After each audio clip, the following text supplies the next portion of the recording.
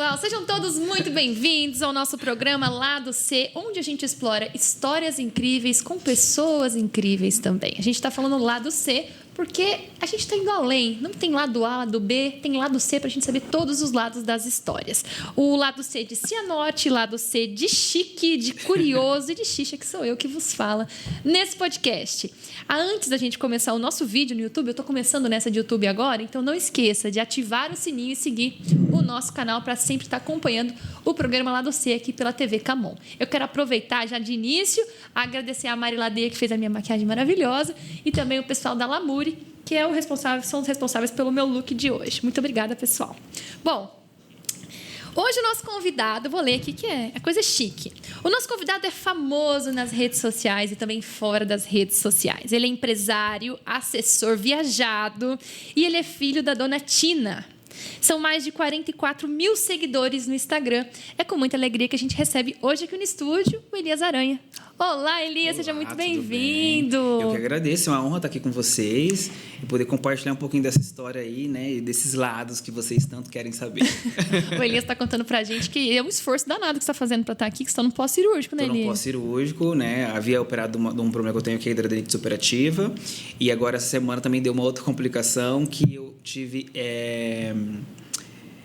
uma inflamação e eu tive que tirar a apendicite. Nossa, isso é uma cirurgia complicada.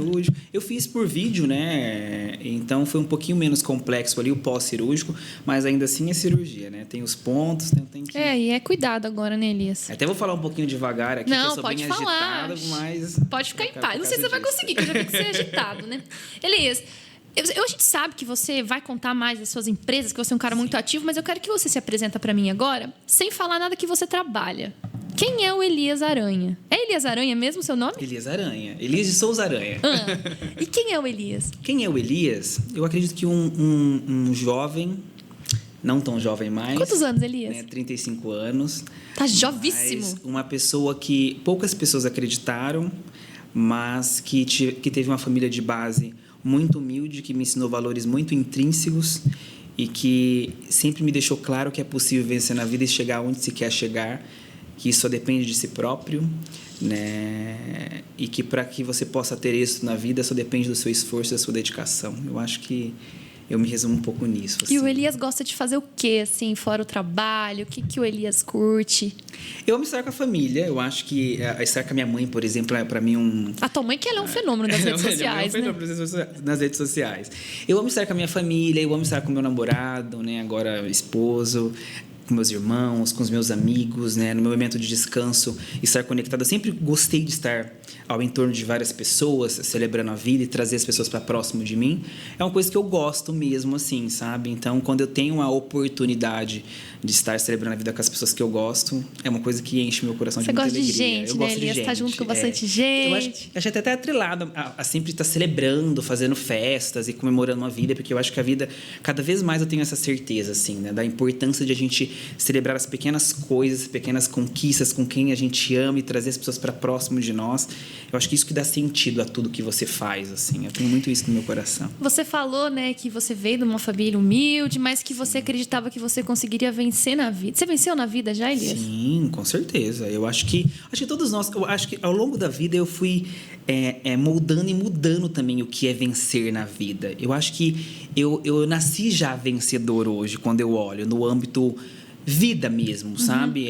Eu nasci numa família de base humilde, mas que nunca me faltou nada, né? Que sempre me preencheu de amor, de afeto, de carinho, de instruções, de valores, irmãos maravilhosos, pai maravilhoso, mãe maravilhosa, um esposo hoje maravilhoso, né? Que é o Eduardo também, que é um parceiro assim de 11 anos quase de história juntos, né? Amigos, eu posso também dizer que eu tenho os melhores amigos do mundo, são pessoas que realmente estão próximas a mim, que celebram as minhas conquistas assim como eu celebro as deles. Então eu fui percebendo que a vida está muito além do ter, né? Tá muito linkado ao ser. E isso foi ao longo da vida que eu fui aprendendo mesmo, porque quando muito jovem eu achava que vencer na vida, na realidade, era ter uma condição financeira muito estável, ter a casa dos sonhos, o carro dos sonhos, as empresas dos sonhos, ter dinheiro na conta. E quando eu adentrei a todo esse universo das pessoas que possuem muitos bens e passei a ter as coisas que eu sonhava ter, eu fui percebendo que nem tudo é sobre ter, é muito mais sobre ser, né? Parece clichê às vezes, mas eu consigo entender esse significado na prática, assim, de transitar entre os dois universos, né? A minha mãe muito simples, esse acesso da simplicidade muito baseada na raiz da minha família, né? E poder ter acesso também a meios mais nobres, mais bem-sucedidos financeiramente falando, e que muitas vezes não tem um êxito de sucesso no âmbito família, na troca do dia a dia, no simples café da manhã, num bom dia, no amor ao outro. Então, eu fui ressignificando ao longo da vida e aprendendo o que realmente é ser um vencedor. Então, hoje eu me considero ter nascido vencedor mesmo. E no âmbito profissional também. Eu acho que eu sou um cara muito realizado hoje. Claro que eu tenho muitos sonhos ainda, né? Tanto é que eu batalho muito por todos eles, mas não para que eu possa encontrar felicidade. Eu acho que a felicidade já é um estado presente na minha vida. Eu busco as coisas para me completar, porque eu sou ser humano, a gente precisa se mover através de alguma coisa. Mas para dar sentido à vida mesmo. Não porque eu preciso ter isso para ser mais feliz. Não, eu não preciso de mais nada para ser mais feliz. Ô, Elias, você falou que você veio de origem humilde, né? Mas só que você é um cara que vive hoje uma vida muito glamourizada. Até anotei aqui pra gente perguntar depois. Você é um cara que tem glamour. E como que começou, despertou como que você começou lá, né, quando imagino que mais jovem, né? Como que você despertou essa atenção para esse universo do glamour, né, para tudo isso que você faz hoje? Olha, essa história é um pouquinho polêmica até. Ai, meu Deus. Na realidade, eu sempre estive muito atrelado a essas posições de destaque desde muito pequeno, desde o colegial. Eu já era presidente de grêmio estudantil, eu sempre dei um jeito de me inserir, né? Eu até falo assim, no meu ensino médio, quem eram os meus amigos eram os meus próprios professores. Então, eu sempre estive com pessoas mais velhas do que eu, com mais instrução do que eu. Então, eu sempre tive essa capacidade de buscar essas informações também e buscando conhecimento para que eu pudesse ter mais sabedoria para lidar com as situações diversas, né? E tudo esse universo da moda, ele é dentro da minha vida. Por quê? Porque eu sempre andei com um grupo de pessoas muito bonitas. A beleza das pessoas sempre foi uma coisa que me atraiu. Você gosta de gente bonita, né, Elias? Eu não vou mentir, tipo, que esse perfil estético chama minha atenção. Nossa, que pessoa bonita, né? Não tô falando que as pessoas se resumem a isso, de maneira alguma. Mas sempre foi um meio que eu estive inserido desde. Olha, eu vou confessar pra você que quando você tinha Glam4, eu era jovem, eu tinha uma vontade de ir lá, mas eu falava, gente, mas eu sou feia, o que eu vou fazer? Não, é verdade, Elias. Imagina, olha a mulher, gente. Não, mas é verdade. E eu vejo que muitas adolescentes tinham isso também, sabe? Porque eu lembro que quando a gente era mais nova, o Cianorte tava naquela loucura, né? De moda, porque agora não é tanto, mas antes era muito. Era muito. Então você tem essa coisa por gente bonita também. E na realidade, como eu estava te dizendo, começa bem antes, no colegial. E aí eu estava num grupo de amigos, com pessoas muito bonitas. Uma amiga pega... E aí uma das amigas fez um curso de modelo na época, ela chega e fala assim, vocês deveriam fazer um curso de modelo. E eu nem pensava em trabalhar com isso, nada do tipo, mas já era uma pessoa muito determinada. Eu chego no grupo e falo, eu vou fazer o curso. E uma das amigas já veio minha primeira pontapé, assim mesmo, de massacre, sabe? Que eu sempre fui massacrado um pouquinho. E aí ela algum motivo, Elias? Por vários motivos. Ela falou assim, todo mundo tem um padrão estético para poder fazer o curso, menos você, Elias. E eu fiquei muito magoado quando eu recebi aquela primeira negativa, assim, no meio de um grupo de amigos, né? Em seguida, eu pedi... Você não tinha o padrão por quê, Elias? Eu não tinha realmente. Nem hoje, nem tenho, né? Padrão estético estipulado pela mídia, essa questão da beleza estética para você trabalhar com modelo, publicitário e tudo mais. E aí eu lembro de eu chegar nos meus pais, ainda tinha 12 anos de idade, e peço para meus pais um curso de modelo, que naquela época também era um tabu. Eu tenho 35 anos. Naquela época tinha toda essa... tá assumindo a orientação sexual, já tinha tudo isso em torno de mim. Então tinha toda essa emblemática para enfrentar isso também. Mas assim, enfrentei e falei com os meus pais. Meu pai é pronto, minha mãe me recusou um pouco no começo, meu pai já abraçou a ideia, não, beleza, você quer, vai fazer sua inscrição. Minha família sempre me apoiou nas coisas de conhecimento, assim. E aí eu fiz o curso, comecei a trabalhar com modelo infantil do Shopping Atacadista no Shopping Inaban, tive esse contato com o Severo Luzardo, que era um figurinista também da Rede Globo na época. Ele nem era, eu acho que ele já era figurinista da Rede Globo na época, um produtor muito famoso do Rio de Janeiro. Então comecei a aprender um pouco daquele backstage ali, na vivência mesmo, na prática, e foi me encantando aquele universo dos desfiles, da fotografia, da passarela, e fui me capacitando. Logo em seguida me tornei professor de uma agência de modelo de Cianorte chamada Eccentric Models, né? E fui adentrando isso devagarzinho, assim. E até as coisas realmente começarem a acontecer. Trabalhei por várias empresas. Eu trabalhei como vendedor de Santa Rita Calçados, né? Eu trabalhei no Grupo Osmose como representante não. Eu trabalhei no Grupo Osmose, no almoxarifado contando botões. Enfim, trabalhei aqui no JLD Bordado, aqui próximo a vocês também, no setor de desenvolvimento de etiquetas e tags. Então, eu fui passando por várias empresas, adquirindo esse conhecimento e pegando todas as pequenas oportunidades e transformando em algo valioso para mim, para que eu pudesse um dia ter a capacidade de ter meus próprios negócios. E aí, você chegou... Como que surgiu aí a Glanfor? Porque a Glanfor, sabe que é o teu carro-chefe, né? É o carro-chefe. A Glanfor, na realidade, eu comecei... Quando eu saí do ensino médio, eu produzo uma festa de formatura para minha turma de terceiro ano. Eu estudava no colégio público, aqui na Vila 7, num colégio chamado Caio Moreira. Então, nunca havia assistido festa de formatura no colégio. Meu Deus, você fez uma festa de formatura. Uma realidade muito mais simples e tudo mais. E eu convenci os alunos da minha sala que a gente tinha capacidade de fazer uma festa de formatura. Então, a minha história começa aí com essa questão dos eventos. E aí convenci todo mundo e mobilizei a turma toda, e a gente guardou esse dinheiro e fizemos uma festa lindíssima, inclusive, de formatura. No ano seguinte, outra turma me chamou para organizar a festa deles. E aí eu comecei a trabalhar como assessor de eventos, né? Eu trabalhava numa empresa e à noite eu tirava o tempo para poder fazer isso. Comecei a adentrar nesse universo. E nessa mesma época começaram a atrelar os eventos à fotografia. Nessas festas, essas empresas que fazem festa de formatura, que faz a fotografia junto com a assessoria do evento, e eu falei, eu preciso aprender isso. Foi quando eu tinha um amigo chamado Rodrigo, na época, e a gente fez uma collab, a gente foi trabalhar junto, montamos a Glanfor juntos e startamos esse projeto. E aí depois a fotografia começou a se destacar muito mais do que a área dos eventos. O evento começou a virar uma paixão para mim, mais para fazer coisa mais particular para a empresa do que propriamente para o meio externo. Então eu fazia menos nessa assessoria de eventos. E as coisas começaram a acontecer gradativamente assim. Depois a fotografia começou a adentrar, já tinha minha ligação da moda desde a infância. E aí as coisas começaram a fluir realmente dentro da Glanfor. Mas foram anos bem difíceis. Foram pelo menos uns 6 anos. Mas também de você tinha 17 anos e estava empreendendo. Não, a Glanfor... Eu já avancei um pouco do processo. Ah, tá. Nessa época, quando eu abri a Glanfor, eu tinha 21 já. Claro, 21 anos. 21 anos você empreendeu seu primeiro negócio. Meu primeiro negócio. E assim, né, Elias? O que a gente não pode deixar de falar é que hoje eu estava olhando teu Instagram, tua bio do Instagram. Você tem quantos negócios hoje? Hoje eu tenho a Glanfor, né, que é um dos meus carros-chefes.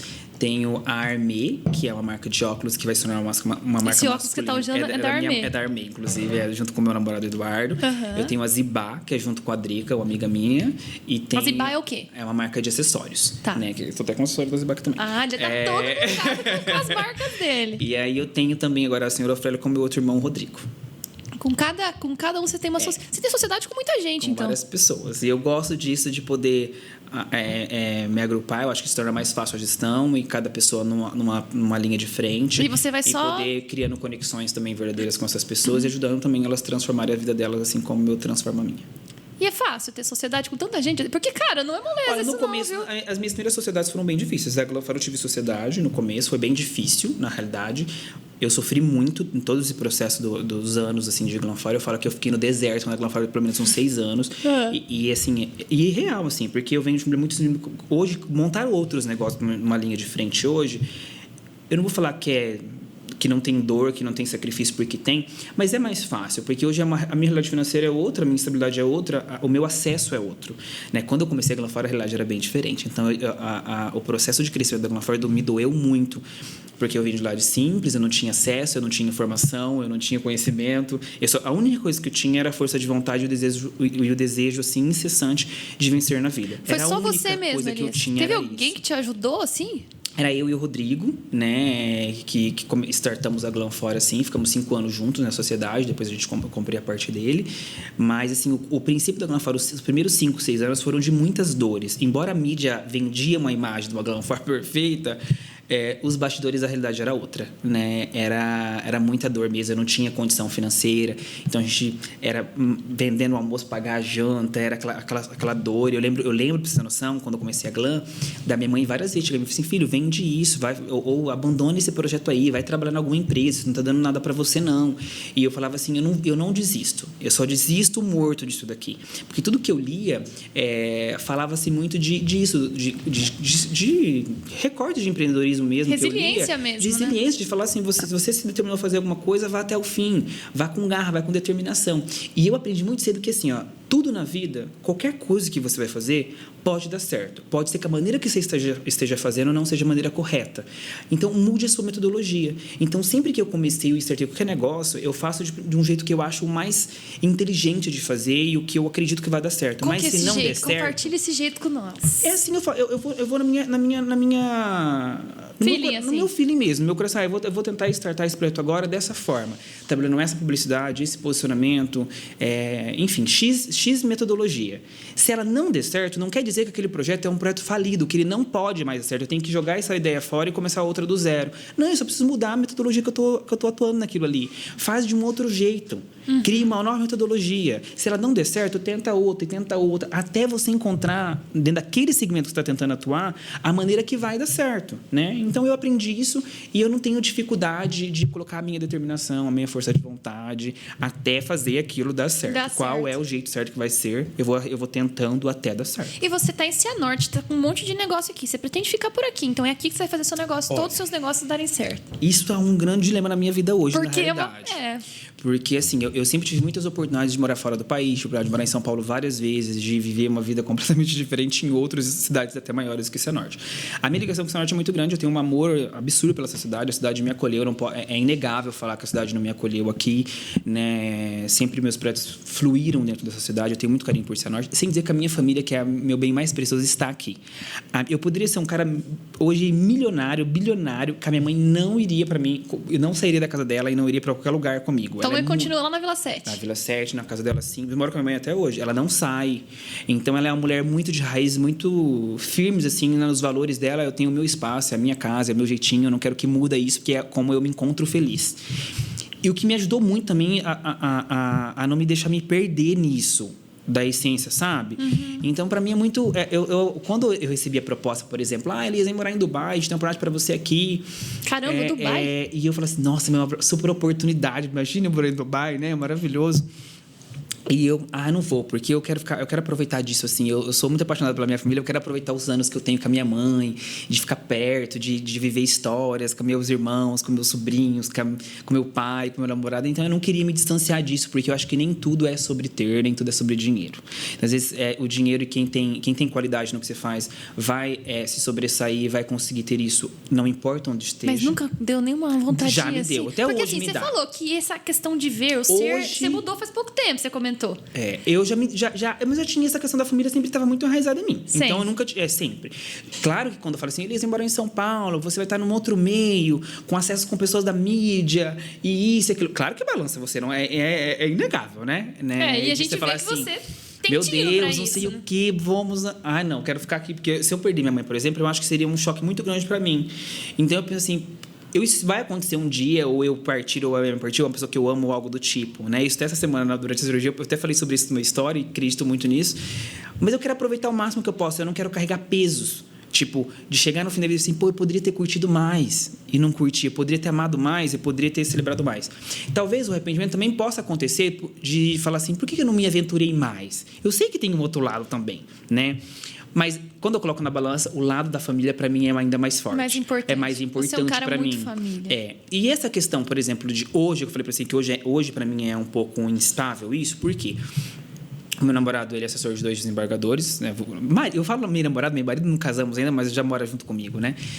Marido, então. É marido. E aí, ele é assessor de 2 desembargadores, ele tem intenção de passar no concurso para juiz. Se ele passar no concurso para juiz, talvez ele tenha que morar fora 2 anos em alguma outra cidade. A gente já cogita várias vezes de morar em Maringá, né? Já foi cogitado isso algumas vezes. Como a Ofrélio agora também quer franquear esse projeto. Você quer fazer franquia? Eu quero fazer franquia da Ofrélio. Meu Deus do céu. Esse ano ainda a gente quer ver se a gente consegue abrir 1 ou 2 lojas em cidades diferentes. Então, hoje eu acho que isso está mais próximo de acontecer. Mas linkando a minha família junto a esse projeto também, nada muito longe, assim, daqui da região mesmo, pensando essa região, começar por aqui. Né? Então, eu acho que o futuro a Deus pertence. E hoje também o meu pai está prestes a voltar embora, porque meu pai sempre morou em Umuarama, trabalhou lá. Então, minha mãe ficava muito só. Então, como meu pai hoje é aposentado, minha mãe também, então talvez ele voltando para casa e esteja junto com ela ali, eu me sinta mais confortável também para poder me desligar um pouquinho e viver algumas outras coisas que eu não tenho vivido. Ô, Elias, mas e a Glanfor? A Glanfor faz o que hoje? Assim, porque a gente vê aquele espaço todo bonitão lá, a gente vê o salão ali, que é o que a gente visualiza, mas o que a Glanfor faz? Bom, a Glanfor, ela trabalha com várias linhas de frente. Então, hoje a gente tem, por exemplo, a Glanfor é uma produtora, então a gente trabalha nessa parte de linha de frente produzindo eventos, né? Então, a Expo Veste, os lançamentos de marcas, Paraná Fashion Week, por exemplo, que a gente já produziu também, enfim, alguns eventos, como de empresas terceirizadas ou nossos, eventos próprios. A gente trabalha com a fotografia, né, pessoa física e jurídica, então desde a parte de, vamos fazer material de profissional para shopping, faz, como para pessoa física também faz. Eu trabalho dentro da parte da fotografia alguns projetos intitulados meus, por exemplo, o projeto Mulheres Exemplares, que é um projeto que eu amo fazer, que é fotografar mulheres acima de 35 anos de idade, mostrando o real valor que ela tem e contando um pouco das suas respectivas histórias, proporcionando um momento bem diferente, especial para aquela mulher. A Glanfor também tem hoje a Glam Kids, que é o meu irmão que está junto comigo, ele estava aqui no estúdio, inclusive nem sei se já está aí ainda, mas estava por aí.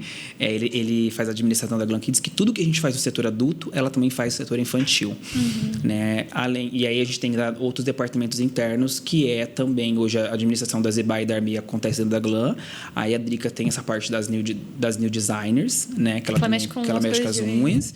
E embaixo nós temos aí os salões de beleza, que é a tintura, a colorização, que é a Vitória. Você uniu tudo no espaço só. E o estúdio aí a gente faz tudo que a gente vai precisando para evento, alguma coisa a gente vai fazendo ali, vai se adaptando de acordo com os nossos projetos. Então é onde realmente concentra. E meu escritório também fica lá. Então toda a parte de gestão dos demais negócios, desde pagamentos a pedidos e tudo, eu faço por lá. Algumas poucas coisas eu faço no meu escritório da Alfred, mas a maioria eu faço no escritório da Glanfor, lá da Glanfor. É maior, fica concentrando todas as informações ali.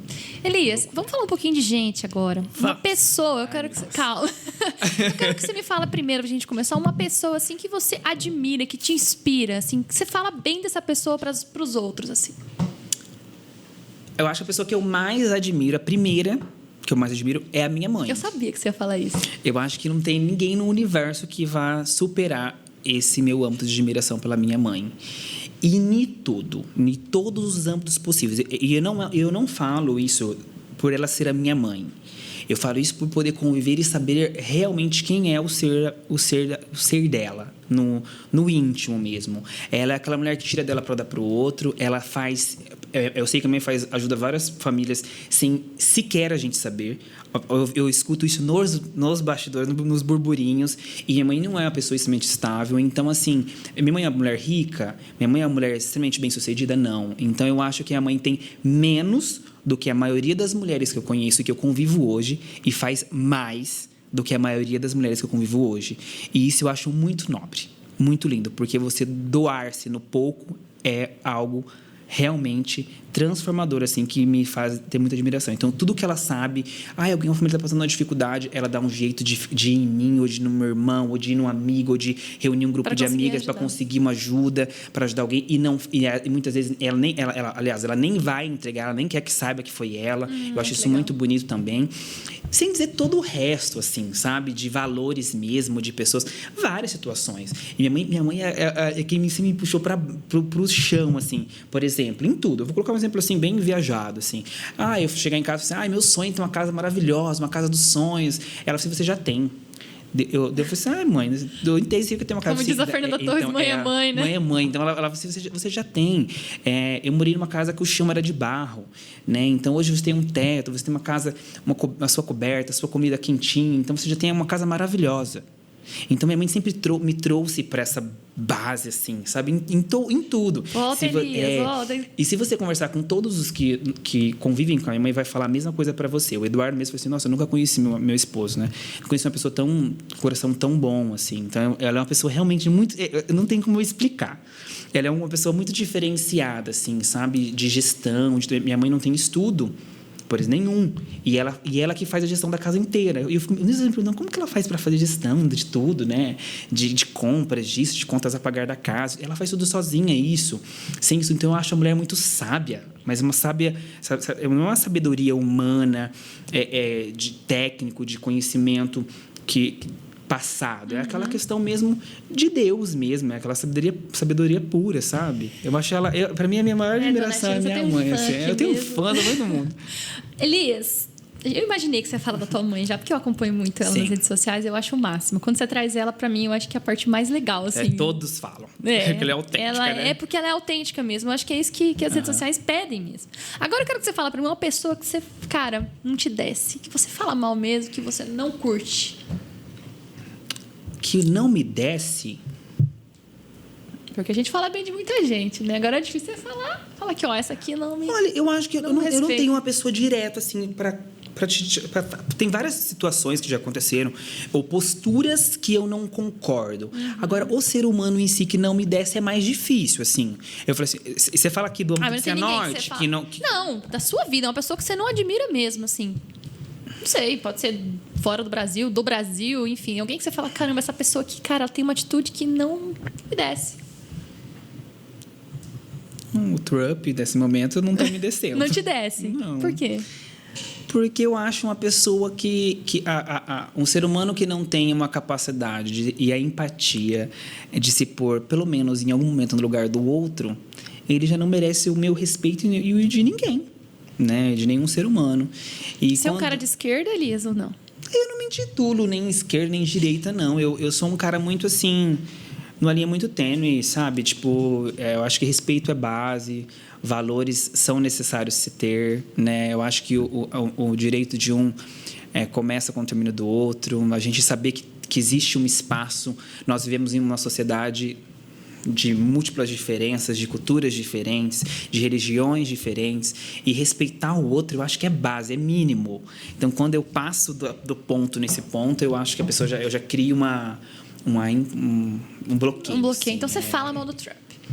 Não falo mal, mas não admiro. Né? Não é a pessoa que eu gostaria de ter próximo a mim, por exemplo. Zero. Entendi. Elias, qual foi o maior desafio da tua vida? Acho que você comentou isso já, né? Algumas questões da Glenfor, não sei. Foi o maior desafio que você enfrentou até agora na tua vida? Acho que a minha orientação sexual. Foi? Fala pra gente, sim. Por quê? Eu acho que a orientação sexual foi mais do que a Glenfor. Foi muito difícil a Glenfor, o processo dela de crescimento. Eu sofri muito, né? Um dia posso até vir falar mais detalhadamente sobre isso, não vamos se estender muito. Mas a orientação sexual foi muito difícil porque ela começa de dentro para fora.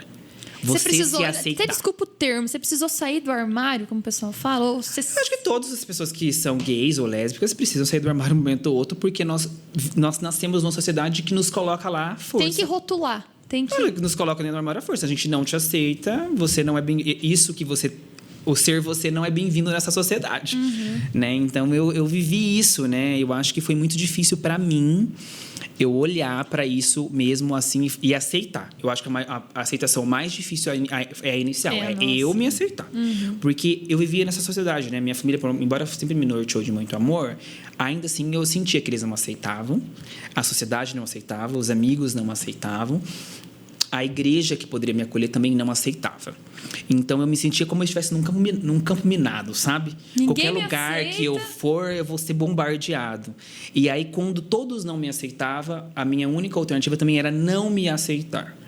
E aí, eu vivi muitos anos nesse desconforto de estar fechado numa realidade de vida que não me pertencia, né? Eu não julgo e não culpo ninguém, porque eu acho que a gente se encontrar é um dever nosso e a gente se aceitar também é um dever nosso e se posicionar diante daquilo que você é também é um dever individual de cada ser humano. Então, eu não culpo ninguém, a não ser a mim mesmo. Mas eu demorei alguns anos para poder aprender a lidar de frente com isso. E quando eu decidi fielmente... O que foi a virada de chave ali? Você falou, eu preciso ser quem eu sou. Eu já tinha, eu acho que eu tinha 23, eu tinha Glenfor, eu tinha uns 23 anos, 23 ou 24 anos, e aí eu namorei com mulheres a minha vida toda. Você já namorou mulheres? Namorei mulheres a vida toda, né? Minha adolescência toda eu namorei com meninas. Nossa Senhora, deve ser difícil, né? Não acho difícil também, não. Muito pelo contrário, e também não me arrependo também. Nem um pouco. Acho que tudo tem um... Eu acho que cada pessoa tem suas respectivas histórias. E para mim foi muito leve. As pessoas que eu conheci enquanto hétero, né? Foram pessoas maravilhosas. A minha primeira namorada foi uma menina que eu tenho muita admiração. uma admiração. Todo mundo, quando fala dela, eu falo com muita admiração. Foi a primeira pessoa que acreditou em mim, que me apoiou, que falava, eu acho que se eu falasse para ela assim, vou ser presidente do Brasil, ela falou assim, não, você vai conseguir. Então, era aquela pessoa que me jogava para frente, sabe? Então, é uma pessoa que eu tenho uma admiração muito grande, assim. Então, eu acho que foi um momento muito maravilhoso da minha vida. E as demais mulheres que eu me relacionei também, nesse período, também sempre foram pessoas que marcaram positivamente a minha vida. E essa questão, até mesmo sexual, né? Eu acho que sexo, fala bem rasgado, tá? Porque eu sou assim. Pode falar aqui, eu acho que sexo é contato, é permissão, né? Claro que todo mundo tem a sua preferência sexual, né? Ou não, que hoje tem bissexualidade também. Mas eu acredito muito nisso. Acho que sexo é contato. Não foram coisas ruins para mim, traumatizantes. Estou fazendo isso contra a minha vontade, ou eu não estou gostando, ou está sendo terrível. Mas eu também não posso deixar de falar que se eu olhasse para um homem, me interessaria mais sexualmente do que uma mulher. Entendeu? Mas o não conseguir enfrentar isso talvez me deixaria mais confortável naquela condição. Mas aí, com 23 anos, chegou um momento que você falou assim... Com 23 anos, eu conheci um menino, me relacionei, vivi e decidi enfrentar isso, que eu postei nas redes sociais, no Facebook na época, isso é um relacionamento sério, não coloquei com quem, porque naquela época aparecia, né, com quem. Sim. E aí começou um maior burburinho na minha família. Elias, não sei o quê, estão falando que você está se relacionando com uma pessoa, é homem, mulher? Você já falou com seus pais sobre isso?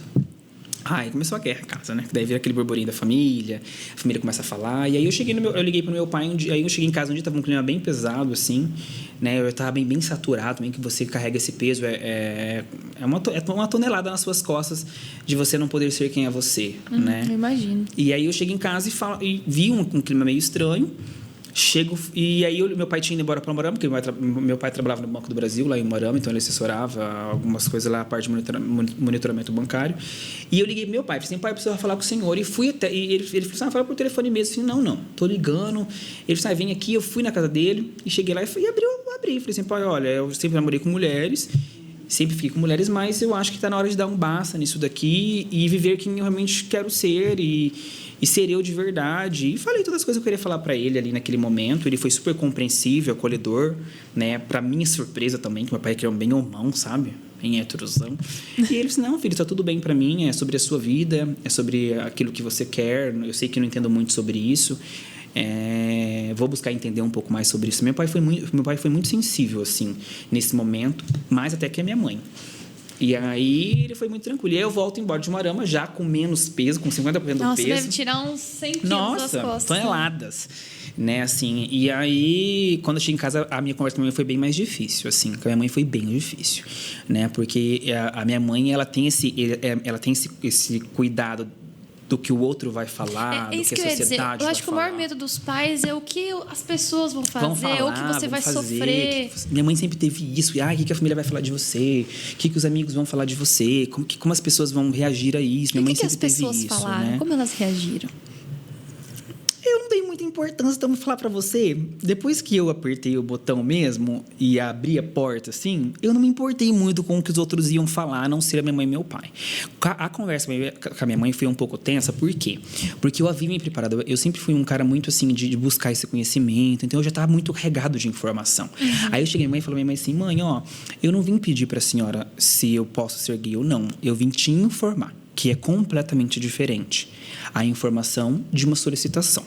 Ela começou a chorar, aquela cena toda, e ela me falou uma coisa assim, falou assim, você acha que você ser gay é você ser feliz?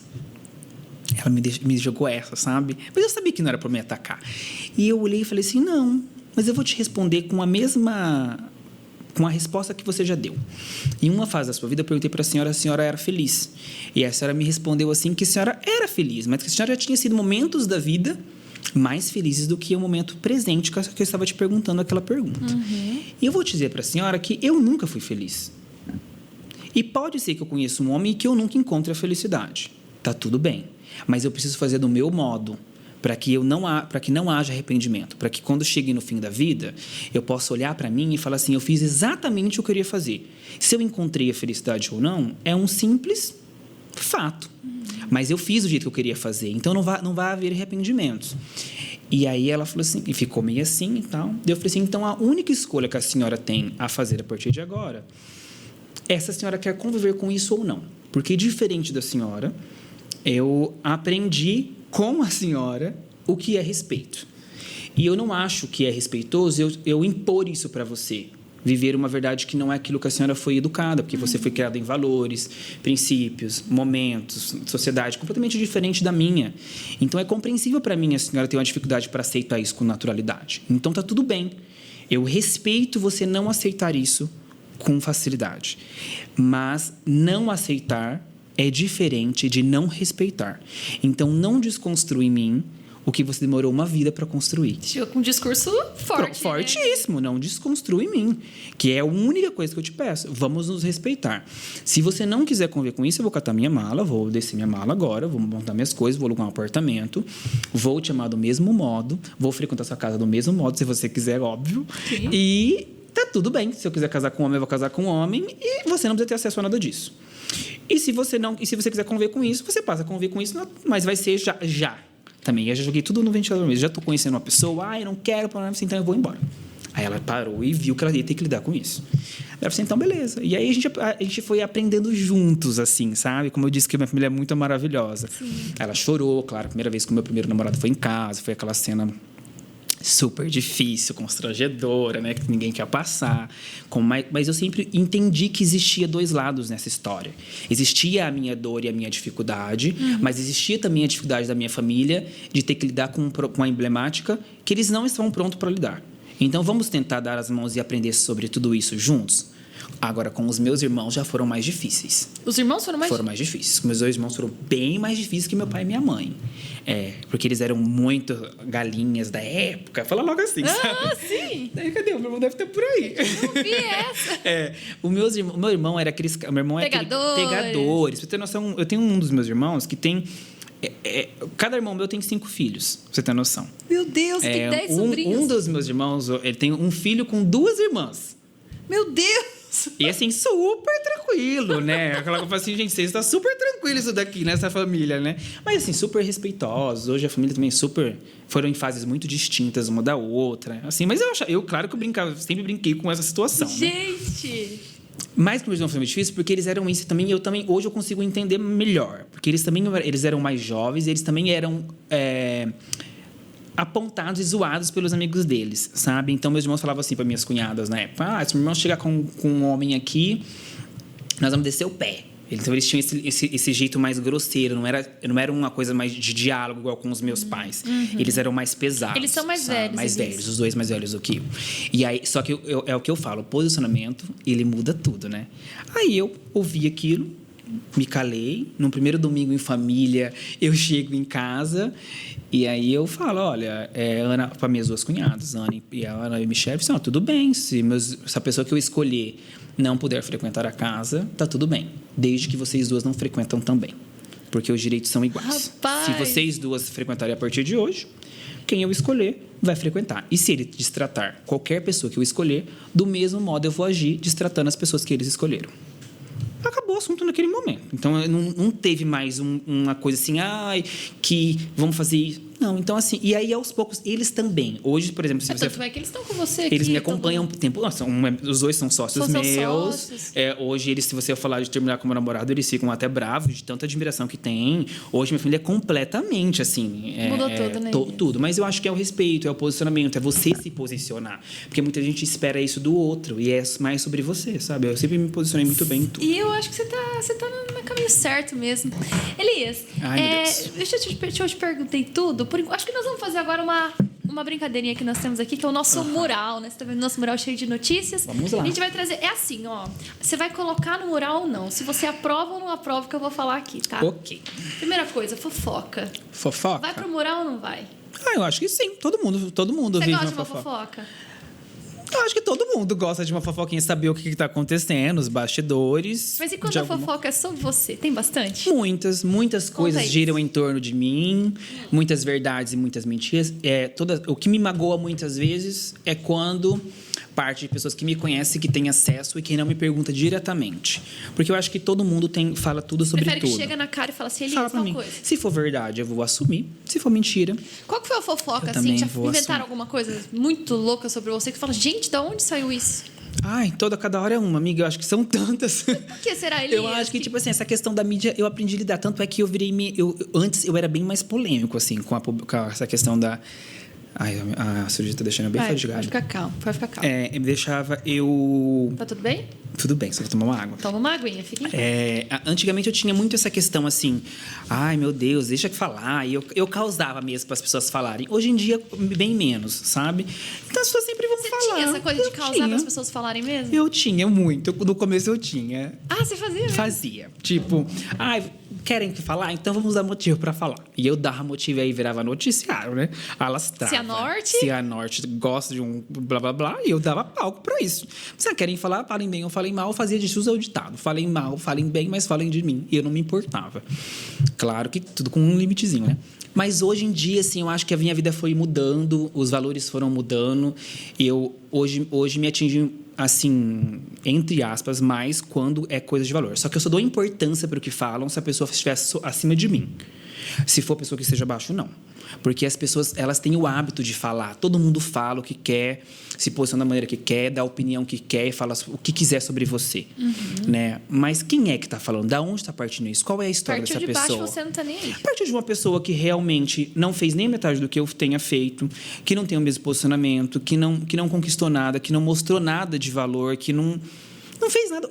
Baseado em que ela está falando de mim? Agora, se é uma pessoa que tem mais instrução do que eu, tem mais valores do que eu, muitas vezes, e se tem, enfim, alguma coisa que eu olhe com admiração para aquele ser e veio e partiu dela, aí me afeta um pouco assim, por que ela falou isso? Será que eu falhei realmente? Aonde eu errei? Será que eu fiz alguma postura que não era digna realmente de uma pessoa de valor? Aí me choca. Ou se vem de uma pessoa que é amiga, que poderia ter perguntado direto para mim ou conversado direto comigo e não houve essa postura. Aí me chateia. Mas eu tiro hoje em dia, aí se me chatear, eu vou e questiono. Você chega mesmo na cara? Sem problema nenhum, eu não tenho dificuldade nenhuma de falar o que eu penso. Eu admiro, viu? Porque isso eu já tenho medo. Eu acho que se acontece comigo, eu já começo a chorar. Meu Deus do céu, eu não tenho zero dificuldade de falar sobre qualquer assunto.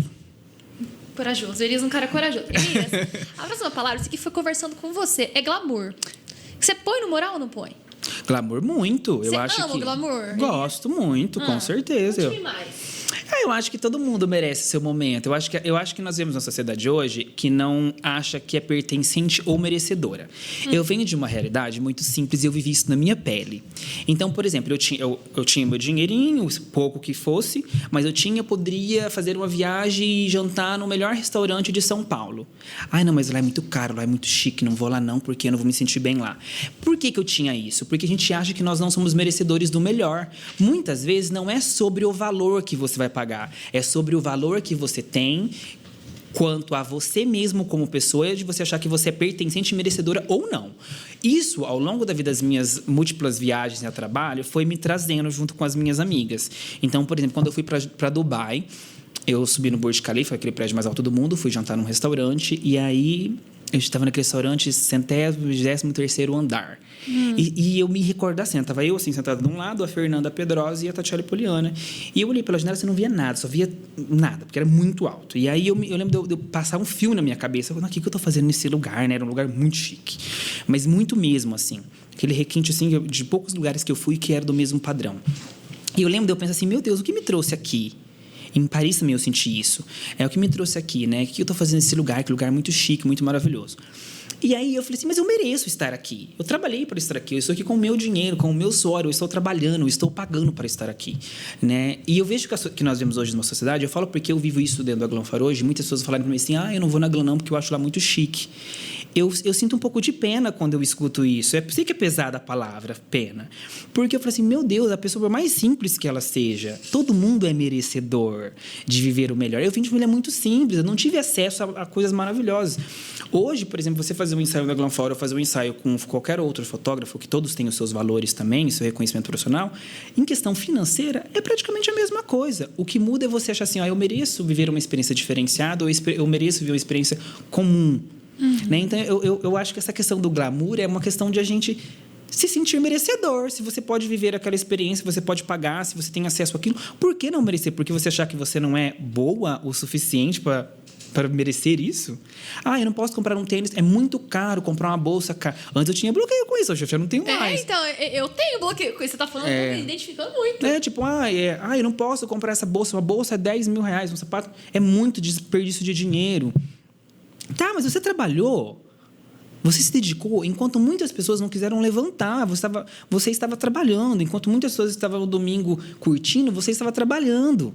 Enquanto muitas pessoas não estão fazendo o que você está fazendo agora. E você está aqui se dedicando. Aí você passa, vai no shopping JK, por exemplo, em São Paulo, você viu uma bolsinha ali, bonita, que você tem dinheiro para comprar, você se dedicou para ter aquela bolsa que é o seu sonho. E você não vai se presentear porque você acha que você é muito para você, que você não merece? Merece sim, se você se dedicou. Então, eu acho que a gente precisa trazer para nós essa lei do pertencimento mesmo, assim. Não importa de onde eu venho, não importa o que eu vivi, não importa nada. O que importa é o quanto eu me dedico para ter as coisas que eu quero ter. Elias, e apesar de você tá no mundo glamouroso, não tem como falar que não. Você eu não me acho, não. Assim, eu não acho que eu tô num universo tão glamouroso. A gente que olha de fora acha. Eu acho que as pessoas glamourizam demais, mais do que é. Na realidade. Quem vive muito próximo a mim vê a minha simplicidade na base. É isso que eu ia perguntar. Você se sente um cara humilde ainda, apesar de muito. estar vivendo... Quem convive comigo vai ver assim que eu brinco, eu falo tudo... Meu Deus do céu. Quem convive real comigo vai ver. Eu brinco com coisas tão... Banais. Do dia a dia. E assim, a minha mãe... que às vezes a rede social vende pra gente... Eu acho que você também tem interesse social, de vender esse... No começo da Glam Force, porque a sociedade não me aceitava. Eu ia te perguntar isso também. Eu não fui aceito de cara. E aí as pessoas perguntavam assim, qual é seu sobrenome? Aqui em Cianorte mesmo. De que família você veio?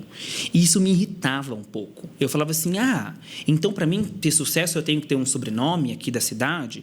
Tudo bem, eu não tenho, mas eu posso construir. O meu nome é muito forte por causa disso. Porque eu falei assim, eu prometi para mim mesmo que eu construiria minha marca do meu nome e do meu sobrenome. Para que todas as pessoas soubessem quem sou eu. Do bairro mais simples ao condomínio mais luxuoso, soubesse quem sou eu. Porque eu queria ter esse sobrenome de reconhecimento. Porque a cidade me mostrava que só tinha sucesso quem tinha sobrenome. E eu não concordava com aquilo, porque é uma coisa que a pessoa pode construir.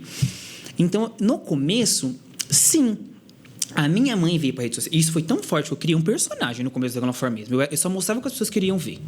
Tipo, vocês querem ver o glamour? Então é isso que vocês vão ver. Vocês vão ter acesso somente ao que vocês querem ver.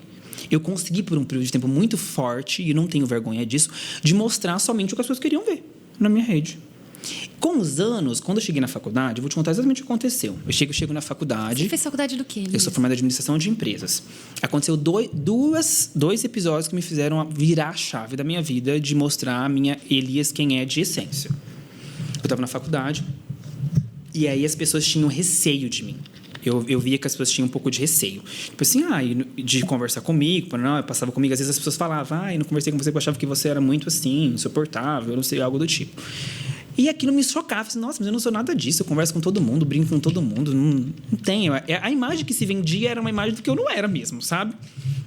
E aí, duas coisas me chocou com isso. Um dia a menina na faculdade chegou, a Ângela Calef, essa minha amiga. Ela chegou ela nem acho que talvez ela nem sabe, talvez vai ser o dia que ela vai saber disso. Agora, ela chegou na sala de aula e falou assim pra mim, assim, nossa, o Elias que você é e o Elias que você mostra ser são duas pessoas completamente diferentes. Mas o mais incrível é o que você é muito melhor do que o que você mostra ser. E eu sabia disso. Eu fiquei muito mal esse dia, porque quando a pessoa fala uma coisa que é uma verdade, te dói. E aí eu fui embora aquele dia destruído da faculdade. Falei assim, nossa, que pesado ela ter me falado isso, assim, sabe? E eu falei assim, nossa, é verdade. E na mesma semana eu estava falando de política em casa, de esquenta para vereador, brincando, essas coisas. E eu fiz, eu me candidato para vereador. Tenho zero intenção, tá, gente? Zero. Mas eu brincando, e a minha mãe falou assim, todo mundo pode ser, menos você, Elias, porque só as pessoas mais bem-sucedidas votariam em você. As pessoas simples não vão gostar de você. E aí isso me chocou muito. Eu pensei, nossa, isso está virando esse personagem tá invadindo até a minha base familiar, né? Até minha mãe tá achando, isso, né? E eu falei assim, não, eu não sou isso. Eu não quero ser isso, eu sou isso. Foi quando eu decidi trazer a minha mãe para a rede social. Porque minha mãe não era vista também. Porque minha mãe é muito simples, uma mulher sem estudo, né? Então eu mostrava só o glamour mesmo da coisa até então. Entendi. Só as viagens, só os lugares bonitos, só mostrava isso. Aí eu assim, cansei. E tinha um peso isso. Mas será que a cidade vai me aceitar? A sociedade não me aceita? Porque tem isso, sim. Era o medo de não ser aceito, né? E não tem como você falar assim, não tem isso. Tem sim. Tem. As pessoas aceitam de acordo com o seu sobrenome. As pessoas te aceitam de acordo com o que você tem na sua conta bancária. As pessoas te aceitam de acordo com o seu acesso, do seu grau de importância. Sempre foi assim e eu acho que muito improvável de mudar. Essa é a realidade. Inteligente é quem souber jogar no meio disso tudo. Entendeu? Porque a verdade nua e crua é essa. Não adianta as pessoas pintarem, não, todo mundo é simples. Hipocrisia, né, amiga? Porque não é. A realidade nua e crua não é bem... O sapato é bem mais macho. E eu falo com propriedade porque eu vivi isso na minha pele. De quem tem poder, né? Eu vivi isso na minha pele e vivo até hoje. Então eu sei bem a realidade como ela é nua e crua. Eu não fico pintando, idealizando uma mentira, não. Aí a minha mãe, voltando pro que faz sentido da nossa conversa, eu trago a minha mãe, porque é muito simples, e comecei a mostrar a minha mãe, porque eu falei assim, gente, eu quero mostrar que eu sou gente como todo mundo, e que a mãe fala errado, e que do mesmo jeito que eu tô lá em Dubai viajando no lugar, ou em Paris, ou em Londres, uma cidade maravilhosa, quando eu volto embora, a minha casa é simples, com a minha mãe, eu tô falando de moda lá, com looks maravilhosos lá, mas quando eu chego aqui, a mãe tá com a blusinha dela animal print, ela tá com o tic-tac na cabeça, e tá tudo bem com a panelinha dela simples cozinhando, e eu quis mostrar a minha verdade. Eu sou isso. Horas estou no meio do povo glamouroso, no meio da situação glamourosa, porque o meu trabalho me leva a isso, mas horas eu estou na minha base, que é a simplicidade. E transitar sobre esses dois universos não é vergonhoso para mim. Eu tenho muito orgulho por sinal. Tipo, de a minha família ser base e de eu ter acesso a isso, e isso não mudar o meu ser quem eu sou. Mas foi um processo, porque no começo não é assim. No começo te dói, você fica perdido.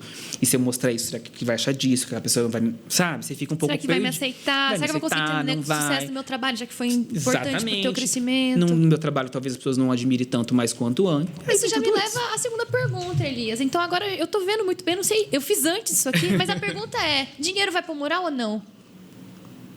Com certeza. O dinheiro, eu acho que cada vez mais convicto disso. Então, não acho que seja tudo, mas acho que seja muita coisa.